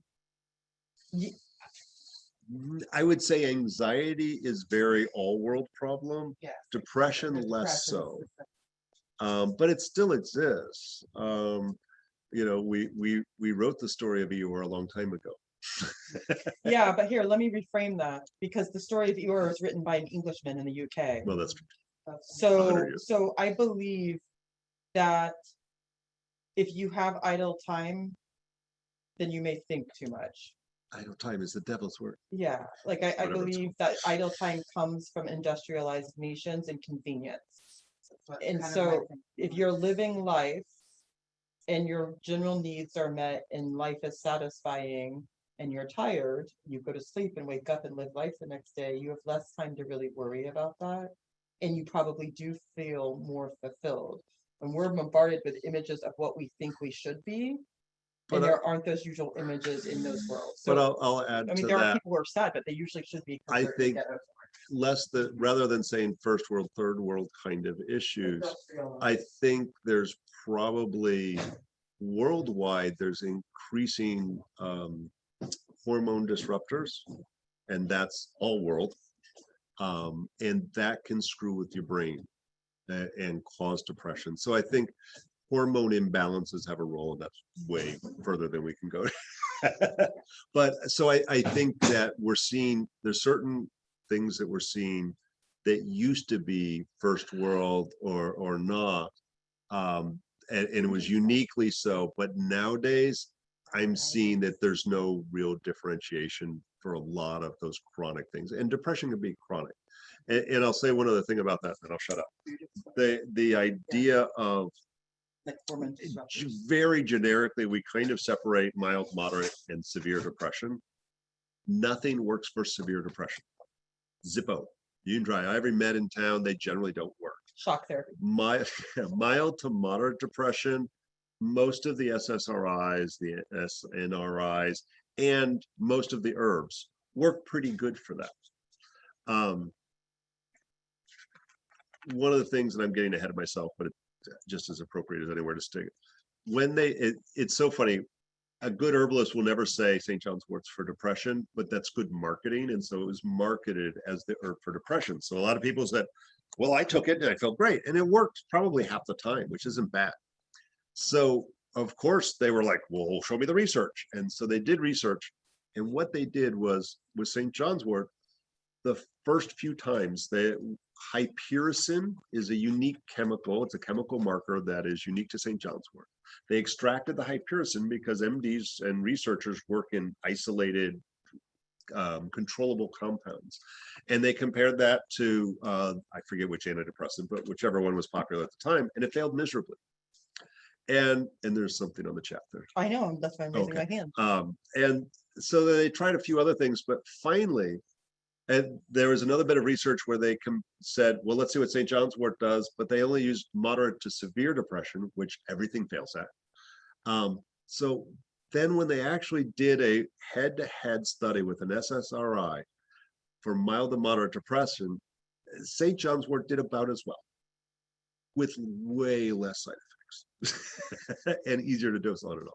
Yes. Okay, so they want you to touch on, and this is a great one, I'm glad, that's why I'm like, yes, we're doing this. Could you please touch on what are things or drugs or herbs that we're needing to avoid, change when we run into clients that have one or more of some kind of bipolar disorder, and That's my or next one. if they say they have occasional, more than occasional indications for suicide, for things like that. Okay. So anything in the realm of bipolar and swinging it or messing with medication So- in some way, because we do have that happen. MAOIs tend to be more of our psych meds, and anxieties show up in there too. And I'm less concerned with anxieties, but when we look at things for bipolar, schizophrenia, and things like that, that gets way scarier. Mhm. There is a longer list of herbs out there, and that research is still coming out. I would say be very cautious when working with those folks dealing with that when they're on those medications. Those medications have horrible side effects. They frequently want to get off of those medications, and I don't encourage that. There's other people who are comfortable working with that population. I work with the population, but I'm like, I'm not getting you off those meds. Even within bipolar, extremely common diagnosis. There's subcategories of it. And so we find, like, in the case, I believe it's bipolar 2, you can't give mimosa. Bark or flower or It at doesn't all. matter. No mimosa. And Chinese versus not, doesn't make Doesn't it. matter. Got it. Albizia, Jergens. I'm trying to clarify for everyone. I would Yep. say any of the albizia. And it's not really understood why that, which is a challenge. And I would say because there is such poor ability to differentiate between bipolar 1 and 2 and schizophrenia. Where does those lines all kind of mash together a little bit? I would say, don't ever give that. There is, I've seen about 24 herbs that are potential for interfering with the MAOIs. So I would think of any of our strong, sedative nervines. Do you want to give examples of those for people who aren't herbalists sitting And I there? would like valerian. Okay. That would probably be That's that good. skull cap and That's a good valerian. one. I would just generically go, don't screw with that. Yeah, that can alter it. Um, Passion flower, maybe. And I will say, because we have one of our practitioners at the clinic actually specializes in the emotional, mental and emotional disorders, Sierra. She actually finds that the thing that makes yes, she'll put together the correct herbal formula. She does her homework on all of that. She finds that gluten is the single Worst. biggest driver. And so she Mhm. primarily does her work through food with very, very mild, like, you got a lot of phlegm, let's clear the phlegm out and do it gently. You got a lot of heat, let's gently reduce the heat, rather than you're on, like you're doing an herb and a drug for the same thing, the potential for an adverse reaction. So somebody is on an MAOI, some sort of a psych med, they're already on a medication. Don't work on the psych. That's already taken care of by the MDs. Work on a pattern, work on diet, work on lifestyle.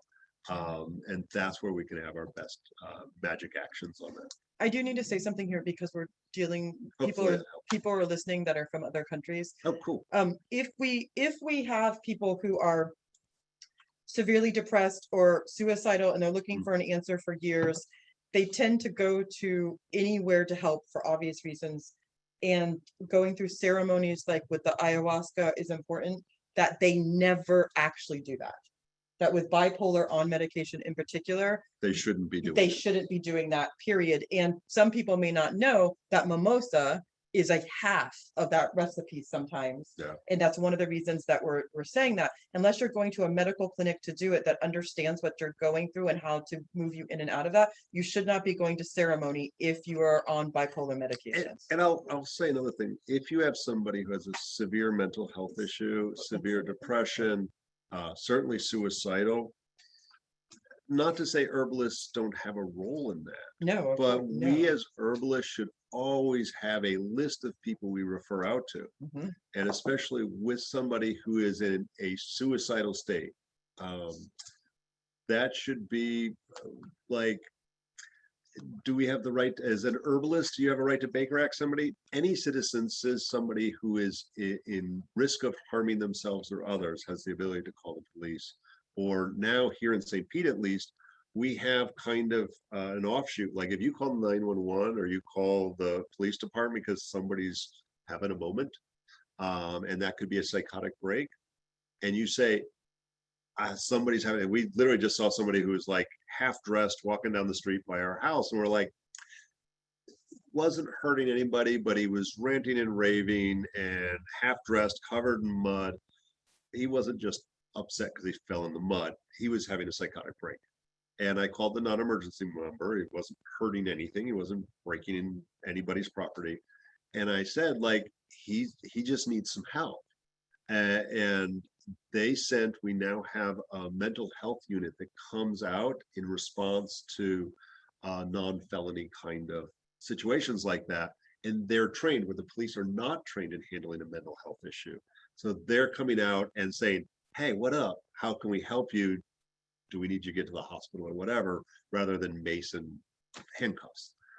So that's really nice that some cities are starting to incorporate and when you talk to the police, they're going to tell you that they don't enjoy dealing with mental health issues. That's not their job, and that never ends well. And sometimes in the death or the injury for the police and the death of somebody who needs medication.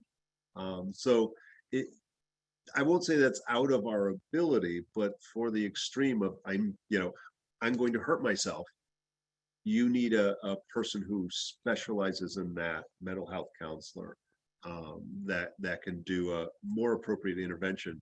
And I hate to say it, I've worked as a counselor before, and one word that you think is normal may not be for somebody who's having a psychotic break, and that can cause them to hurt themselves. And not to say that I made them do something, they were going to probably do it anyway. They're looking for an excuse. That needs to be under the auspices. And a good doctor, herbalist, human being always refers out. Like, we can't do everything. So make sure that you're working with other professions in any of that. Diuretics aren't, we talked about blood thinner, so I'm skipping that. Diuretics aren't scary, but if you give somebody a diuretic herb and they're on a diuretic medication, or they're getting up 10 times a night to pee, you might be the cause of that. One of the things, it's so funny, this is true of many medications, but diuretics in particular. I don't know why doctors, some medications, it's very important when they take it during the day. Diuretics, nobody gives a crap. And so I had a guy who was taking his diuretic at night, and he was getting up multiple times a night to pee. I know what you're looking at. And I was like, well, I'm not a specialist in this, but you might ask your MD, can you take that in the morning? And he called his doctor and said, yeah, do it, take it whenever you feel like it. and he stopped waking up at night to pee. I was like, okay, that was easy. Yeah. And think of like what a huge disruptor sleep is, like lack of sleep, and that could cause other problems and like it's ridiculous. So I gotta go a little faster on this because, oh my God, we're almost out of time We're at and 8 I haven't o'clock. gotten to the good stuff. Yeah. Stop interrupting, Renee. So Wait, didn't you have something to say? I did just have a quick question. no, ask, on- please. I'm sorry, on the ayahuasca, does Yeah. that include like the microdosing mushrooms we're doing now with MAOI? I would say if somebody has a mental, I wouldn't say emotional health, with a mental health condition, there is research and there are psychologists and psychiatrists who are doing research on the microdosing to good success. But with medication, Yeah. it swings it. one way Yeah, or the and other. so with medication, it'd be risky, and Mhm. that's a mental health counselor who's monitoring that and adjusting and stopping and starting appropriately. So I would, most people are microdosing doing it on their own. And if they're not on medication, very successful. And the way I was gonna answer you was that if you have somebody there prepared to handle that. And to Yeah. not, So and that's so not we don't- something you we should don't do on see your it own. as much with the mushrooms, but we see it constantly to the point of not recovering with the ayahuasca. Yeah, it's ayahuasca is wonderful, ceremonial, effective, and we've seen horrible I side just effects thought it when it's needed to not, be said for when that it's not reason. being done Yeah. correctly, That's an herb drug interaction. Yeah. without a doubt. So We've the seen more, mushrooms not as. much. honestly, it's funny, we've seen more of that as an herb drug interaction than probably anything else Yep. ever. Mhm. And those are not being recorded. And so like, nope, totally good, but don't doing it when you're on a medication. Mhm. And if they're not asking you about your medications and you're going to a ceremony, Then you shouldn't be going. run. Because even the curanderos in the jungle will say, "Are you on white people medicine?" Yep. They will like say no. You'll have to figure out how to deal So with you. improper herb identification, I know you can't see that under the thing, but that's what that says. Quality control is a huge issue in our industry. And over the years, there have been cases and sometimes causing organ failure and death. The reality is it's super rare. So I'll say one of the things on quality control, not to go, pointing fingers at the pharmaceutical industry, but one of the things I saw on the opening ceremony as an opening speaker for a pharmaceutical conference was one of the greatest challenges that the pharmaceutical industry is having in the 21st century is adulteration and quality control within the pharmaceutical industry. That we have farmed the manufacturing out to third world countries around the world that are sometimes not following good quality control. And because of the billions of dollars in the industry, fake counterfeit stuff is being put into the system. And we do see that periodically. And when we look at generics, especially, we start to see that it's funny, technically, the active ingredient, the drug, is the same in the same dosage, the same. That's a little iffy. And there's I think Michael Moore did a movie on that at some point. Y'all can watch it. But all of the other ingredients, all the fillers, binders, and lubricants do not have to be the same as the brand name. And And- speak to that. And nope. Oh gosh. So that's it. That's school's for. So We'll talk about when it. we're looking at wild crafted herbs, the potential for mistakes is there because any idiot can say they're a wild crafter, and that doesn't mean they're good at it and that they're harvesting from safe places. Quote of the day: any idiot can say they're a wild crafter. So knowing where your herbs are coming from and whether that's a grower, whether that's a wild crafter, we want to know where that stuff's coming from. And there's two different ways that we can look at that. And I'm going to spare you the reading of that because it's like, oh my God, it's 8 o'clock. I only got a half an hour and I haven't even touched anything. Chromatography tests for heavy metals, pesticides, correct species of plant, and so forth. And there's all of this gibberish down here is all the different types of chromatography. So when you're working with a major wholesale company, or retail, it's not wrong to do it then either. But usually if you're buying from a wholesale company, you ask for a certificate of analysis And if you want to sound cool, you say C of A.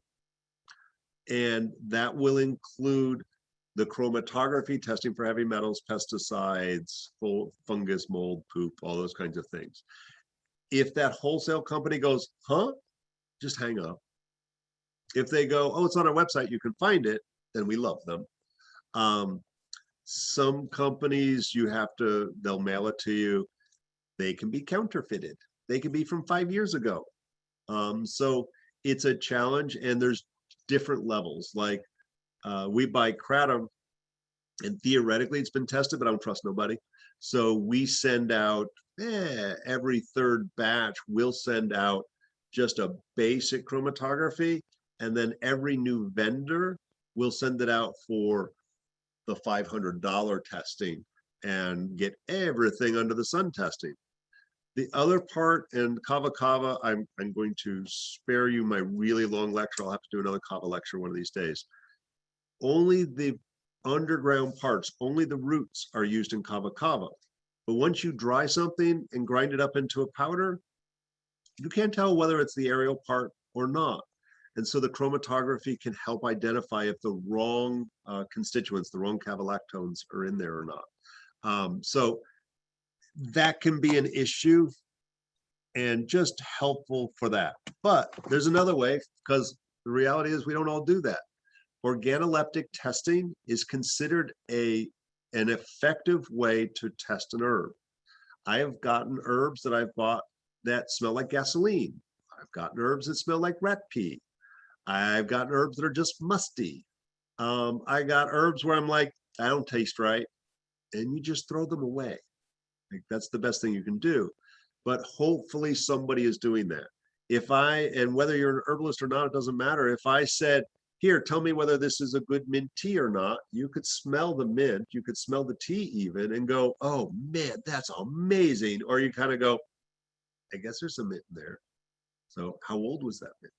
So it might test correctly on chromatography, but your nose and your taste buds know better. And so for those of you in herb school, the reason why Renee makes you drink all that nasty crap and my people get to taste the crumbs is because we want you to develop those organoleptic ability to know what that herb tastes like and what level of bitter, or if you're doing Schizandra trying to sleuth out all 5 flavors in that. So know that your nose is way better than chromatography. Research, oh my God. Okay. How many of you are doing IVs of herbs? No, nobody? I don't know if anybody's raising their hand online.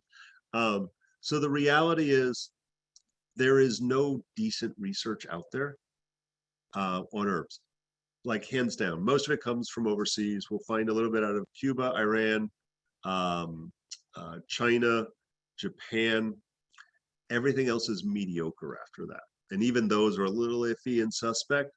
So language is important. And anytime you see a headline that says, herb kills 1 billion people, go show me the money, right? Show me the research. So human studies versus animals. Most of the research is done in animals, and they're very small studies. So we want a big sample size rather than 4 mice. So there was literally, oh my God, I can't think of the guy's name. He's been around forever, does all the online stuff. Dr. whatever the heck his name is. Yeah, I can't think of it either. And so he always puts out these newsletters like, this raises the dead and cures everything. And he'll even make it, who is it? What is? The doctor online. Always Not make, Dr. Sebi. no, always has clicks, he's an MD. He's actually, I think he's from Florida. So he'll have you can click on the link to read the research. Nobody clicks on It's the, not Coleman. no. And so I clicked on this one because I was like, yeah, I don't believe that. And it was literally a 3 hamster study. And he was Yeah. making these wonderful, huge claims. That is not valid research. And so empirical counts. So if every time I give this to a person, they bleed out of their ears, I'm going to say that herb herb causes people to bleed out of their ears. For everybody in school who I've ever said to you, I don't care what it says in the books, we've done this 100 times Yeah. and 100 times we've had this happen. Sorry, if you're writing a book, Yeah. you're probably not seeing thousands of patients. So in vivo means it's been done on animals. In vitro means it's done on tissue or cells, not actual living organisms. And so how many of you have seen Stevia cures Lyme disease? Anybody Whoa. seen that? I think it's Stevia, isn't it? Or is it, it's one of those. So one study on cell tissues in a test tube. And now every Facebook meme says, I think it's Stevia. I don't remember. It might have been like saccharin. I don't remember. Something Well, ridiculous. Saccharin will eat it And away. my story always is gasoline in a match will cure Lyme disease too That's why I said that. in a test tube, but Yeah. you may not want to do that Just in an leaving animal. AIDS on the tabletop And will kill it. So it's super will. and it's super important Clorox. that we recognize that in vitro tests or studies doesn't mean it's bad. It's a starting point for further research. And it's usually just somebody's PhD paper that has no bearing on anything other than them getting a PhD and probably shouldn't have ever been published. So always be asking about that. Speculative is crap. In any in vivo research on critters especially, if you don't read the original research, you don't know what to do with the information. So how the herbs are administered, I don't know about anybody else, but all the herbs I've ever taken in my life, I've eaten or drank, and it went through my mouth, into my stomach, and through my digestive tract, and then got precipitated out through the intestines, through the rest of my body. Anybody who wants to see what it's like to feed a small or large controlled dosage of a particular herb to a mouse, that's a whole nother animal. So what do? They inject it. So sometimes they inject it right into the bloodstream. So they do either intramuscular, they do IV. Sometimes they'll inject it directly into the abdomen. So it is important that we recognize. So if I do an IV of an herb versus drink it, you will get a different effect, different dosing. The herbs are broken down by the stomach acid and all the other digestive enzymes and dosed slowly through the absorption through the intestines. Whereas IV going right in there, we're getting a very different, it's not being processed through all the stomach acids. So if you're looking at research, recognize that you have to see how that research was done. And I will do the selfless plug for the book that I have no stake in. The book that Renee typed in there before, they talk about, they'll give you the research studies that they base everything on. They'll give you how to find it, and they will give you some basic information of whether it was in vivo, in vitro, IMPO, which is by mouth, and so forth, so that you can make your own judgment calls. It's one of the reasons I love this book. And I'm going to say, always, there's like, this is the 4th edition. I hope he comes out with a 5th. The index is the best because it talks about depletions of nutrients and the herbs you can replace them with on particular drugs and so forth.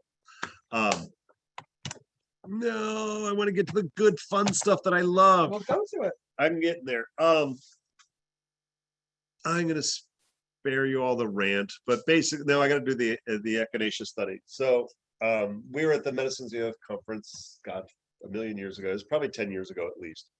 And you may remember the headline, Echinacea study proves that echinacea doesn't work.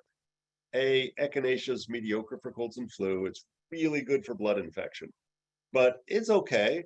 So this $1 million study actually had people with lots of initials after the name. None of them had anything to do with herbs. They were all pharmacists and researchers.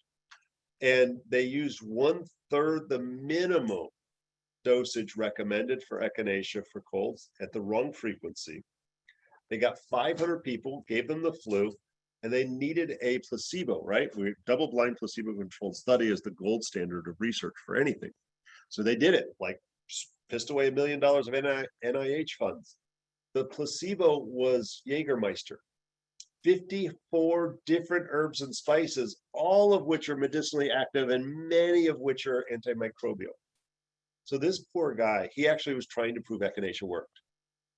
And he stood up in front of us at this conference. He was the keynote speaker and proceeded to present his findings to us. This was before it was published in every journal and newspaper in the nation.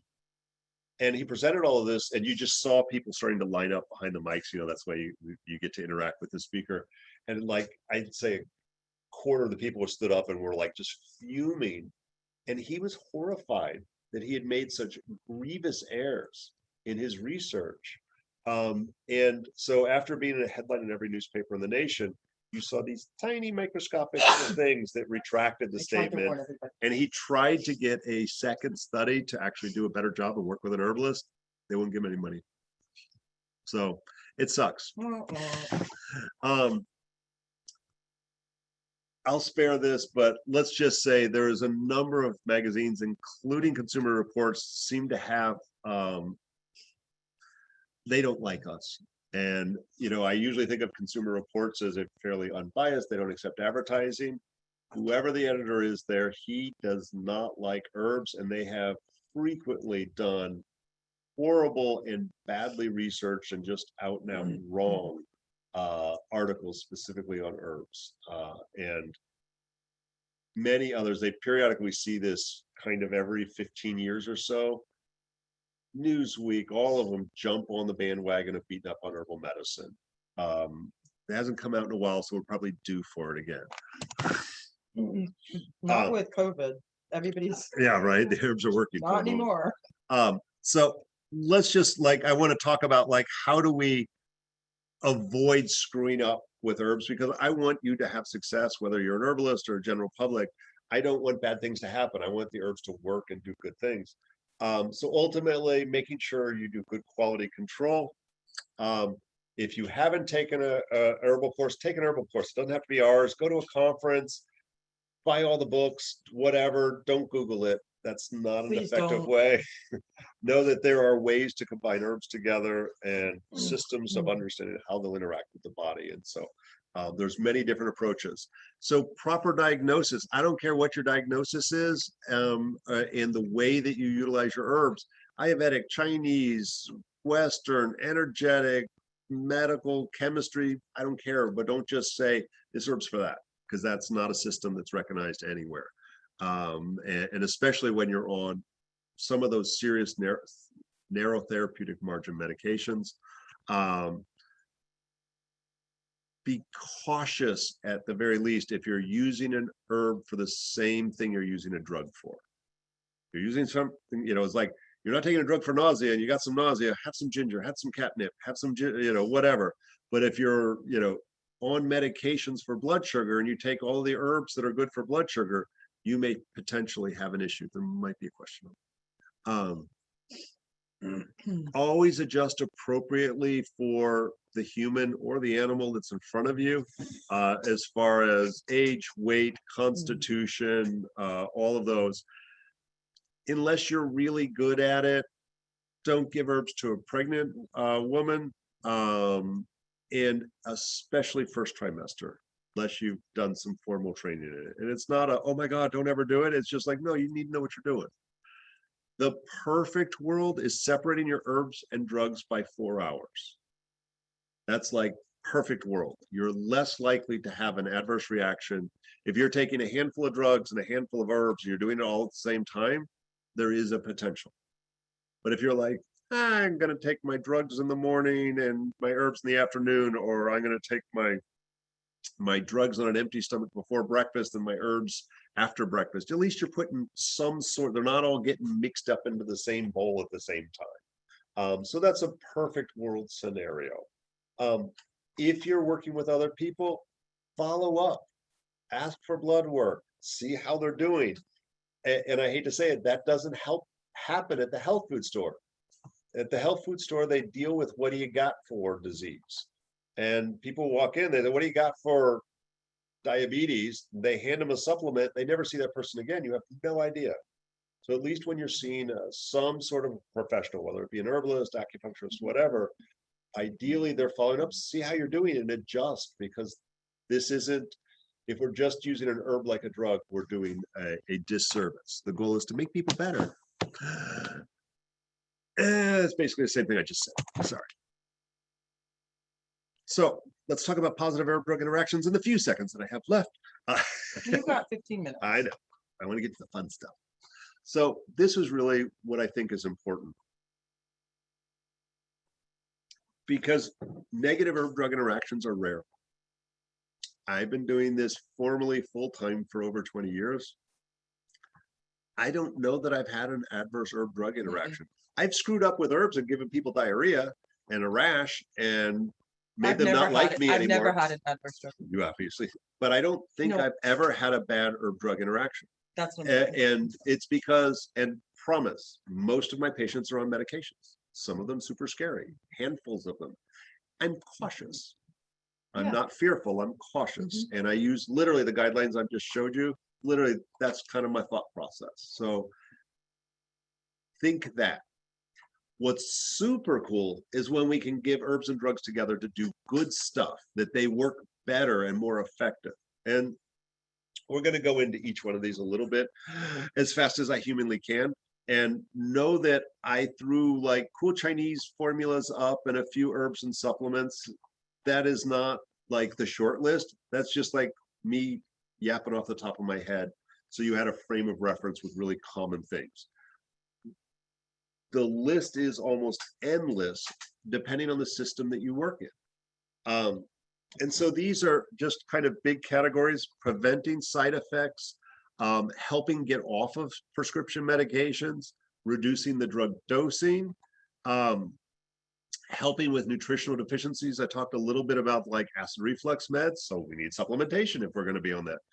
Every prescription drug that you take long-term causes some sort of nutritional deficiency, like well documented, not even a question. If you're on this for life, you're creating a nutritional deficiency. For any of my students, if you go forward with me in class, you have a whole class. There's a about form of this. it. Yeah. Yeah. And if enhancing the effectiveness of the medication. So we already said enough about that. Sorry, I'm going to get to the good stuff. High blood pressure medications. We kind of talked about that a little bit. If we can get on the smallest effective dosage of prescription medication for blood pressure, we reduce those side effects that happen at the higher dose range.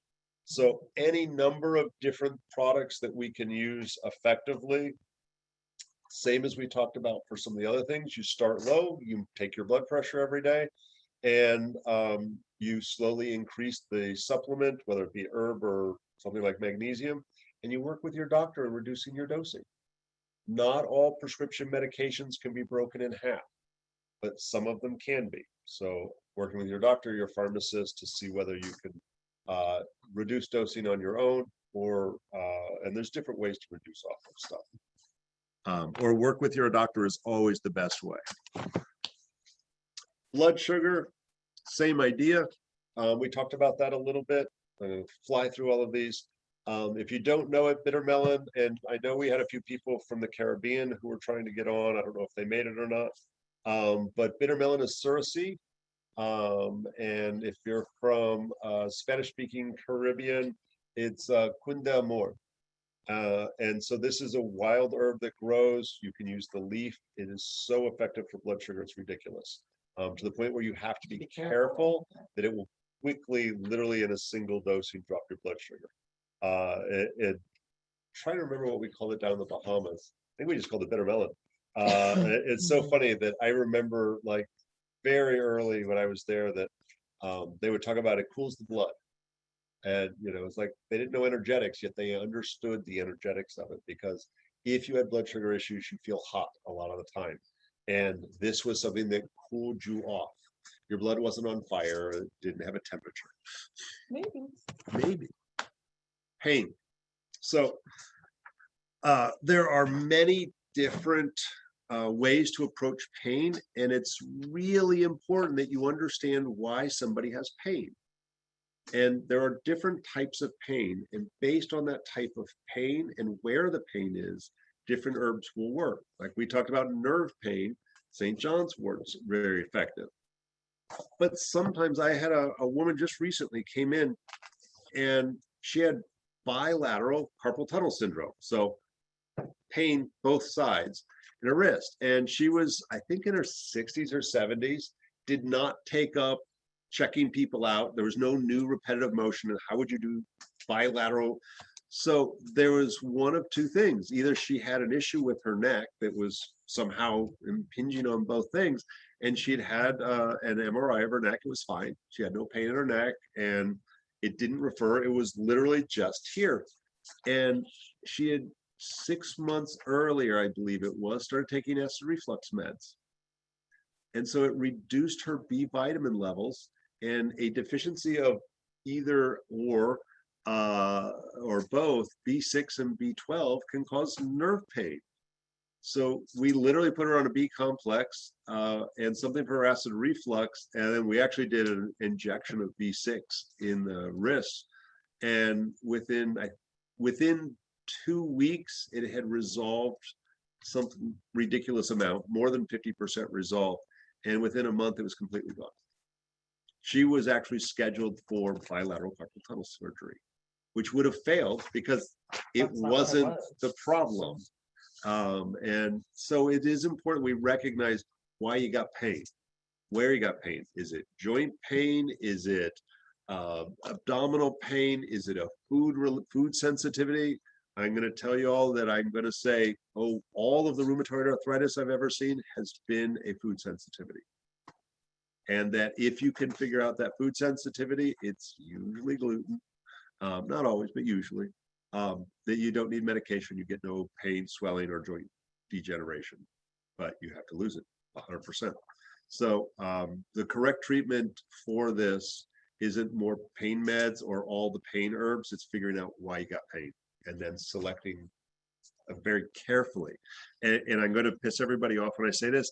I never tell people not to do turmeric. I have never prescribed turmeric to anyone for anything. Mm-mm.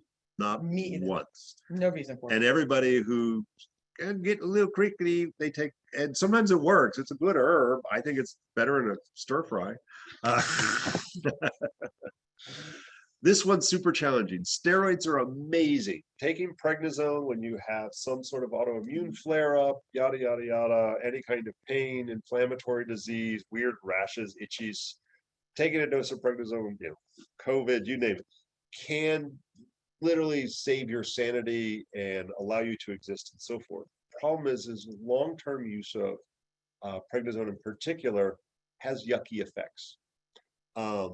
Everything from suppressing your immune system, osteoporosis, to weight gain, and other weird things. But when somebody has an autoimmune flare-up, sometimes that is the best approach. And they get down, they start them up at, let's say, 50 milligram dosage of that, and then they taper them down. They get down to the last 5 milligrams, and then the crap flares up again. We can use steroidal-like herbs that extend the life of the steroid so that it's a more gentle step off. Licorice, of course, has some potential side effects in high dosages. There is a classic Chinese medicine called Xiao Gansao Tang that contains white peony and licorice. Bai Xiao Yao is white peony, Gansao is licorice. It's just those two herbs that I frequently use to get people off of that last few milligrams. And sarsaparilla, which specifically Smilax, and we have Greenbrier Smilax here. That isn't as strong as licorice, but can be used, I would say, specifically for skin disorders. When people are using prednisone for severe itchy, chronic or acute skin stuff. Sarsaparilla is a tropical treatment. Smilax medica is specific for skin disorders, and it has a steroidal-like action to it. So this is a wonderful, wonderful, safe use of an herb and a drug together for that. And such a common problem. And diuretic stuff. So, as they crank up the diuretics for folks who are getting swelling in their ankles, a lot of times I'll use eat 3 stalks of celery a day before so they don't have to step up to the next higher level dosing. So everything from corn silk, improving kidney function, or figuring out why you got all this fluid accumulation can be very effective.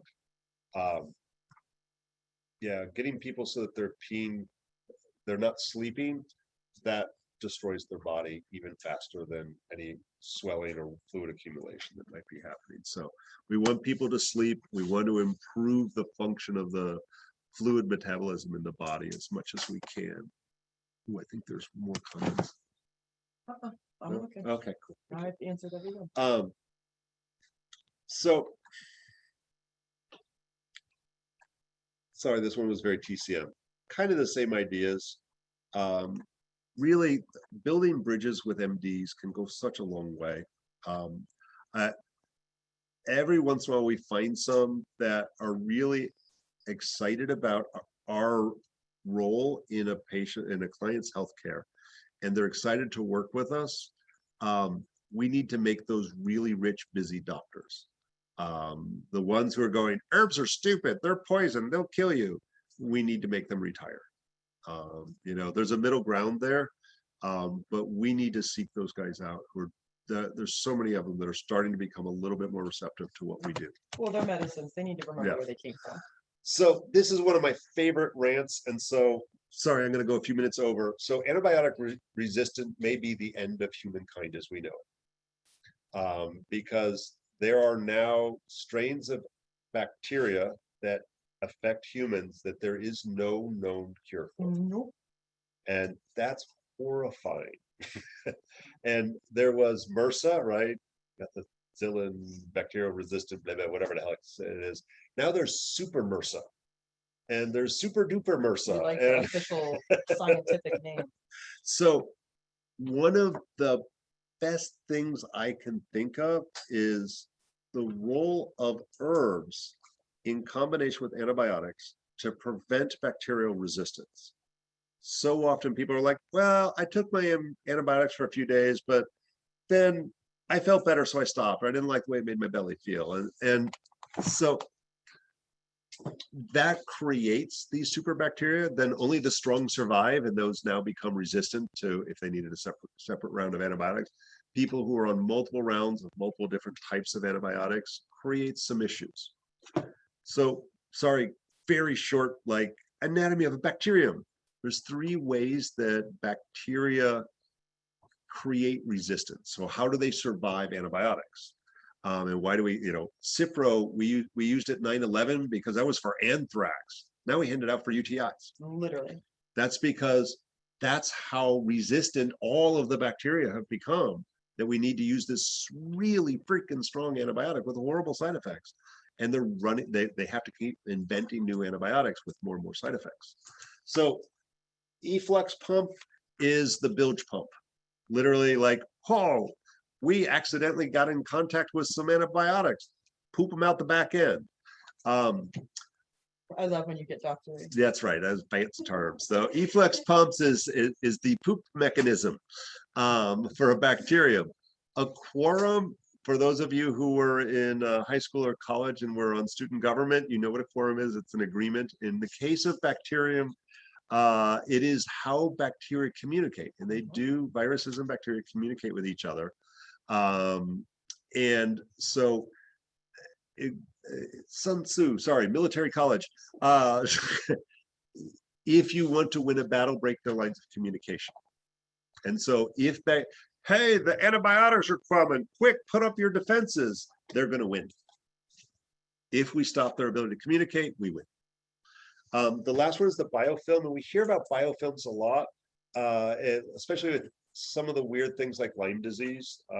And so a biofilm is basically a Klingon cloaking device. They secrete a mucus, if you will, and it hides them from our immune system, or in this case, the antibiotics, and it makes it so we can't get through this biofilm or protective substance. So the more things we can do to shut down the efflux pump, break their lines of communication, or break down their biofilms, the more effectively we can kick their ass and make sure that they don't take over the world. Them and the roaches are going to take over the world.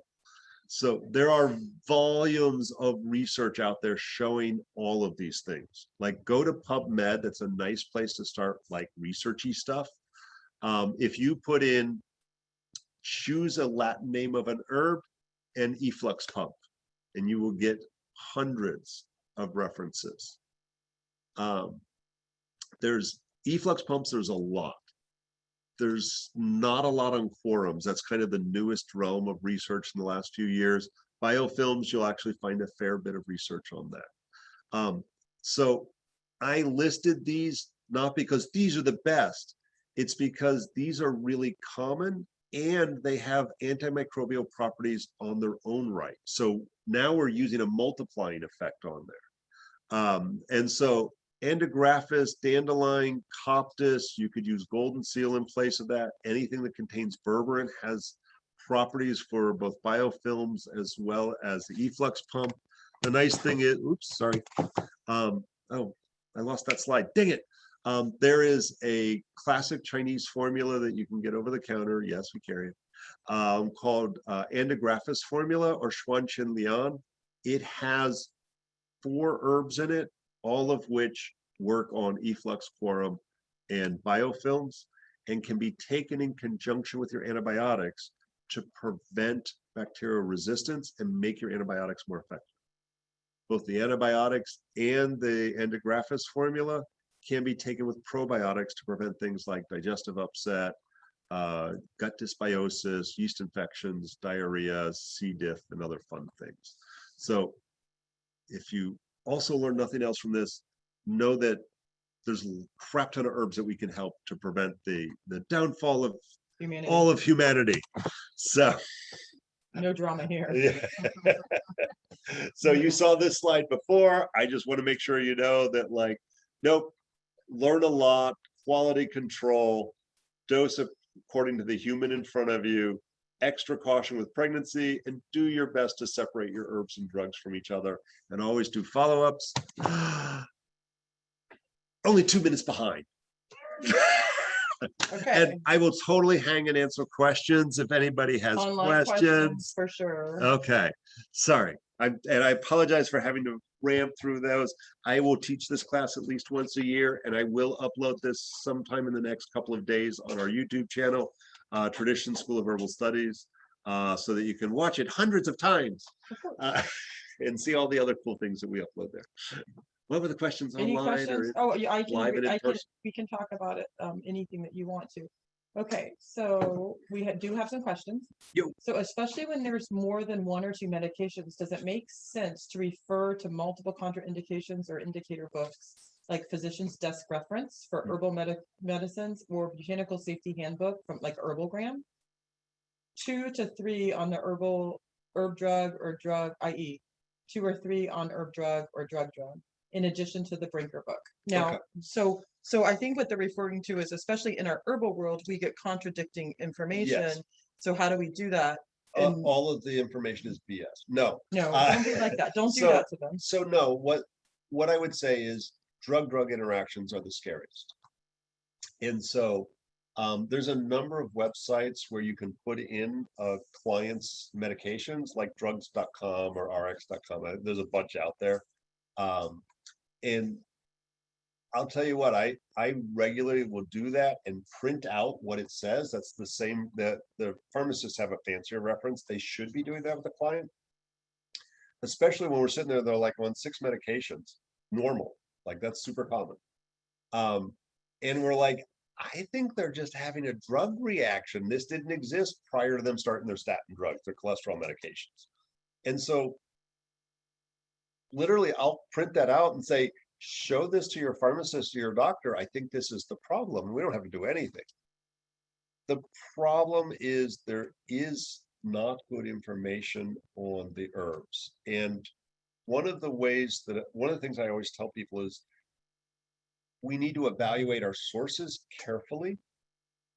And so when I look, especially on an online source, all of us have bias. I'm biased, Renee's biased, every website We're on biased the against world, each every news other. agency is all biased. And so we need to recognize where their bias is. If you're going to WebMD, they don't like herbs. They referenced Herbalgram. I feel like Herbal- that's a good, Herbalgram is yeah. probably Mhm. one of the best sources, especially if you're not using an energetic system. I think Herbalgram is legit. Me too. What is it? Mark, oh God, I can't think of his name, whatever. Is it Uh, Broomwa? It's, Yeah. I always want to say it's Roy because I mix it up. Roy is a contributor.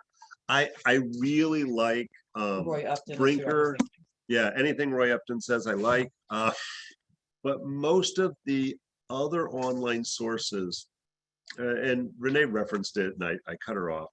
There was an argument about lobelia, very common Western herb used for a variety of lung issues.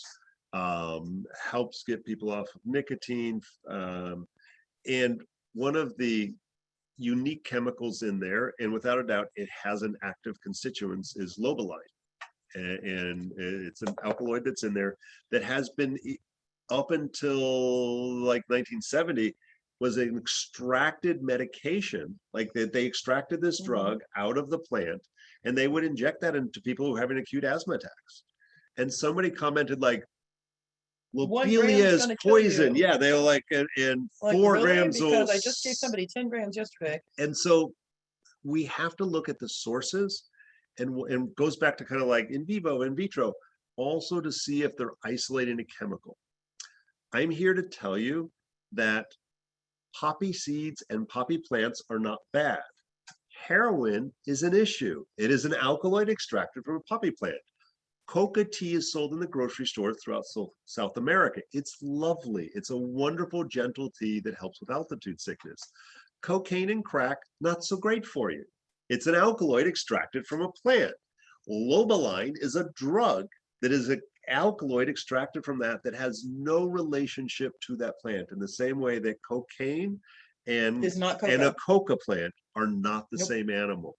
And so the second we start to isolate chemicals out of the plant, we're getting a very uniquely different and dangerous reaction. And so figuring out why they're making these judgments about plants that were like, I don't think it's an issue. There's other comments and questions. other Yeah, than that. yeah. And I would say, make sure there's an herbalist who is one of the advisories on any website or book that you're reading. Don't, even the NDs can get kind of twitchy about us. They like supplements. Okay, so before I go on to the next set of questions, there needs to be a clarification on what your answer actually was. So, and I'm quoting, so that I understand correctly. So when there are 10 to 20 drugs that they are taking, is Brinker's book comprehensive enough alone, in addition to looking up a drug-drug interaction? Yes. For those cases, looking at comprehensive So information sources. does work. Brinker will not help you with drug. I would go to the like RX and drug.com and plug in all your drugs. Like this, like the physician's desk reference. Yes, Okay, if you have a thank PDR, but a PDR doesn't always give you drug interactions. You need to go to one of the online sites and type in all your drugs. And that's very FYI, the easy to nurses use that instantaneously Yeah. to double check doctors Um, all the time. But I And would there's another so with I like Brinker, but you'll drive yourself nuts. I would highly encourage you to use an energetic system. Doesn't matter whose or what, but if you within an energetic system, we have a way to ask lots of questions, ask about the poop, preferences, tongue, pulse, all of these things. Ayurvedic, Chinese, Western, all have energetic systems. All the Native American, all the traditional cultures have an energetic system. If we treat what we see based on hot, cold, wet, dry, deficient, excess, tense, and lax, and you're conservative in your approaches, you will not have an herb-drug interaction. So your answer to 10 to 20 medicines in a book to reference would be Look- herb-drug interactions, and then looking it up on the website that Yeah, is the drug interactions. Okay. Yes, Brinker is awesome, And then you but, need a drug reference. but on top of it. ultimately, I would say use an energetic system and you'll kick ass. Okay, so next thing, sorry, go Lexi. I just want to ask now, because you're starting to talk. Yeah. When you're seeing a client telling the illness of that prescription, what's sort of your mindset when you're listening to them? Like, how do you sort of bridge the gap between what they're saying? Yeah, Can I answer, but just because Lexi's yeah, lying? and repeat for the online. Okay, so what the question was, is when we're actually seeing clients, or you have somebody in front of you and they're on medications and they're looking for extra help from us, you should read what they wrote about the other one. Scroll down and make sure Yeah. you get the Caribbean thing in there. What is our approach when we're looking at that? Because when you come in, you have somebody come in with something like I talked to you guys about my specialty being cancer. When you have somebody who says they have cancer and they're on medication, they come in, it seems to be overwhelming and you're focusing on the cancer. From an energetic standpoint, we're asking you to ignore that. Like in energetics, there's no such thing as cancer. There's an imbalance that involves a proliferation of cells and some heat. But then secondarily, if they're on medications, again, that's showing an energetic, that show like whatever the medications are. So really, like if I had my way, you would ignore that. And you would go through the line of questioning that we always do about like tongue and pulse. How do you feel? What is your favorite? Like the things that you've been taught to do. And then when we come back to sit and look at it all, then we look at how many of those things are being affected by the pharmaceuticals they're taking. How many of those things are being affected to their imbalance, which is their actual diagnosis from a medical standpoint, and how much of that are we altering? So what I would do is I would at the beginning, I would completely ignore it. I would even ignore, I've had somebody come in with a terminal client that's 4 to 6 weeks to live and then turn right around and walk right back out of the room and come back to us and be like, and me go, nope, turn around, put that down, don't look at that paperwork, tell me what you see. Like it's that, like just forget it, put it to the side. And that was 2.5 years ago and they're still alive. So if they would have panicked on the medicine and panicked on the multiple treatments for multiple cancers, they wouldn't have been able to gather authentically what was really going on. So it's something that I really want you to try to ignore the medical as much as possible for an like the way Bob was saying. And then afterwards, we'll check the energetics of the medicine to make sure we're not going to contraindicate. And We do that with you, so you never have to worry about that and alone. because we're not pharmacists, we're not MDs, we don't know every medication. And nor they don't know every herb. So I always say it's like, and it also makes you look cooler too, because doctors do prescribe medications off label. It's super common. And so I think it's helpful to go, okay, that medication, what are you taking it for? And as you do it, you'll learn because your client will know better than you do. It's like, oh, I'm taking this for diabetes, I'm taking this for blood pressure, I'm taking this for my prostate. But it helps you learn, but also it will sometimes bring up a medical condition that they hadn't mentioned in your intake. So that can be really helpful for sleuthing out extra stuff that may be an issue. That is a thing. Oh, I do that all the time. What do you think this is? What are you taking? Yeah, why do you take this? How does people will say crazy stuff. I don't So- know. They'll say, And I haven't seen an answer yet, but Yeah. there was a couple of interesting questions about the Caribbean, and I really want to address that because I think we got a nice crowd from that's why I there. wanted you to see So that I answer. have not seen that, and sorry, I think I'm telling this for Margaret. I wasn't sure what country you were from, but I don't know if bitter melon by that name, but it's one of the challenges when we look at. There was any- 2 of them. That was another person Oh, that okay. said that they were going back and forth with each Oh, other. okay, I didn't read that Right. far So I back. think it was So Abdullah So it's one of the things that can be challenging when we look at island medicine, because every unique Malawi. island community has their own names for it. And so Surrocy and some variations of that, Mhm. even in Haiti, I've seen it, like if I said it, I had a you didn't patient from say it Haiti, right. Yeah. but if I said it with a cool Creole accent, it would probably come out right. Right. But so that one was common. The Cundamore was Puerto Rico, and I think I'd heard it called that in Cuba, but I won't swear to that.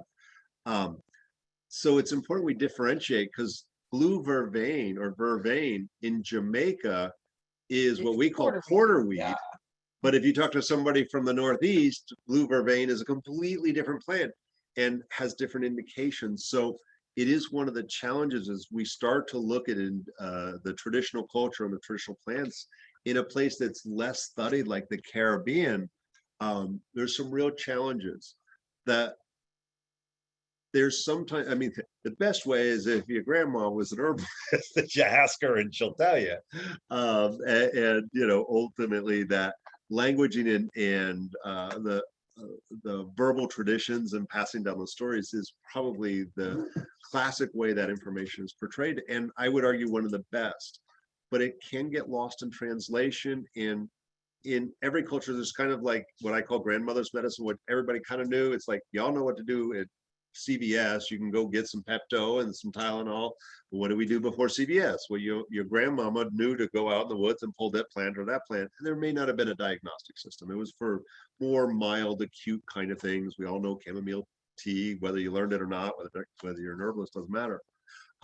but then there's kind of levels up where everybody came to this person's house if they needed more care. And that person usually had some sort of an energetic understanding of disease and plants and would recommend specific plants or plant combinations or put things together to help folks. So as you, I grew up in Abaco in the Bahamas and worked with a gentleman down there who didn't know Latin. He was, I would call him a shaman, an herbalist of sorts. And he told me the Caribbean names. I was 14. I'd forgotten them all. Didn't use Latin. And so I still recognize the plants and I sometimes remember what they're used for. But then I got to go and figure out what that plant is in Latin. And then I can look at a bunch of different places and try to figure out what their name is. So it's super challenging. So the answer is we don't have a book. We don't. And so Yeah. there's anthropologists who go and talk to the old folks there and try, but it's like, this herb is for arthritis. Well, nobody knew what arthritis was 200 years ago, much less 500 or 1,000 years ago before Europeans showed up in the Caribbean. So what did they call it? Why would they use it in the past? And that's always where the magic happens. There is a lot of, there's certainly plenty of indigenous people left in the Caribbean, South America, Central, Southern Mexico, and so forth. And we still have some small pockets of community of the traditional culture that still have some of it. But a lot of those plants are now naturalized there, came from Africa through the slaves. And so we can find those plants and their traditional use in Africa. And when we look at some of the North American First Nation people, we can find those plants also grow in the Caribbean. Or if we look at some of the Miccosukee and the Seminoles and stuff here in Florida, those plants we can find in the Caribbean. So we almost have to cross-pollinate from different cultures and traditions. And it's a trick because we're using common names, we're not using Latin names. There's a few plants, Renee and I were down in Abaco a couple of years ago, and I was like, oh, this is this one, we use that for that. And I'm like, she's like, what's the Latin name? I was like, I have no freaking clue. And it took us like half a day to figure it out. And it wasn't used anywhere else. It Don't go only grew anywhere there. I'm like, crap. And so I'm sure there's a same genus, different species that maybe is used somewhere else. And so it could be a lifelong study trying to find out just from one island what those traditional cultures are. What I do want to say though, because it was in reference to, we have a book to send you to. Yeah, We have some good African ones for sure. But really it's Bob and I, because we both were, for real, because we were both raised in the tropics. I have a lot of African and island medicine, and we have correlation between that and Central America and South America. And so really we should be writing the book because we've collated every book that we can find on Caribbean medicine. I do like the rain tree herbs. I know, but that's online. not The online- Caribbean. That's more like no, that's African. that's got most of the Caribbean in it as I well. mean, I trust everything they say. No, so they do a good job. They have a lot of the indigenous names. It's Did you rain type tree. it in? I didn't. Okay. Rain tree herbs, and it's like there's a hyphen in there. If you Google rain tree herbs, No, you'll get a yeah, there's a company, but then there's also a knowledge one. They have a Herb book. I database. like their online version better, and it has research as well as traditional use and energetic ideas behind it. They don't talk about combinations or harvesting, They things like just that. do the facts. Yeah. So it's not going to be a herbalist you're talking But that's to. for Caribbean, Central and South America. That's And- probably one of my favorite resources with to that. start. And really just great knowledge in there. What other questions? I only scrolled up a little bit. It was a whole combination of that. And then we have a question. There's a question in the audience. I think Jonna put her hand up. And then it's, do you have dates of day-long, weekend-long versions of this class? Hope to make it. And we absolutely do on our website and And I would on, say, like I do a weekend long pharmacology, herb, drug, positive, negative, all that good stuff. I'm not sure what the date is. I'm going to say email Trisha. right. She So- hates me when I say So that. what I was gonna say is you go online to the school and you email the school director, because you should never ask the monkeys about the service. I will, So- yeah, I know nothing. Yeah. I will say, I know there's at least one acupuncturist on here. I don't know if Holly's still on here, hopefully. I'm teaching chronic disease this weekend. I know it's no notice. If you don't know Chinese medicine, if you don't have a formal training in it, I don't recommend it. It won't make any sense. But for any of you, and there's Chinese practitioners outside the US, obviously, if anybody wants to jump on that, you can sign up with Trisha tomorrow. Registration. Yeah, there's a registration link on that. So normally, like everybody else, you need to have been here for a year, learning with me But if you're, to make it if simple. you're already a Chinese practitioner, Yeah, you if could if keep you've up. made it past your first year of school in acupuncture school, you would be able to keep up. Or if you've already studied, like if you finished Michael Tierra's class or something along those lines, it would make sense.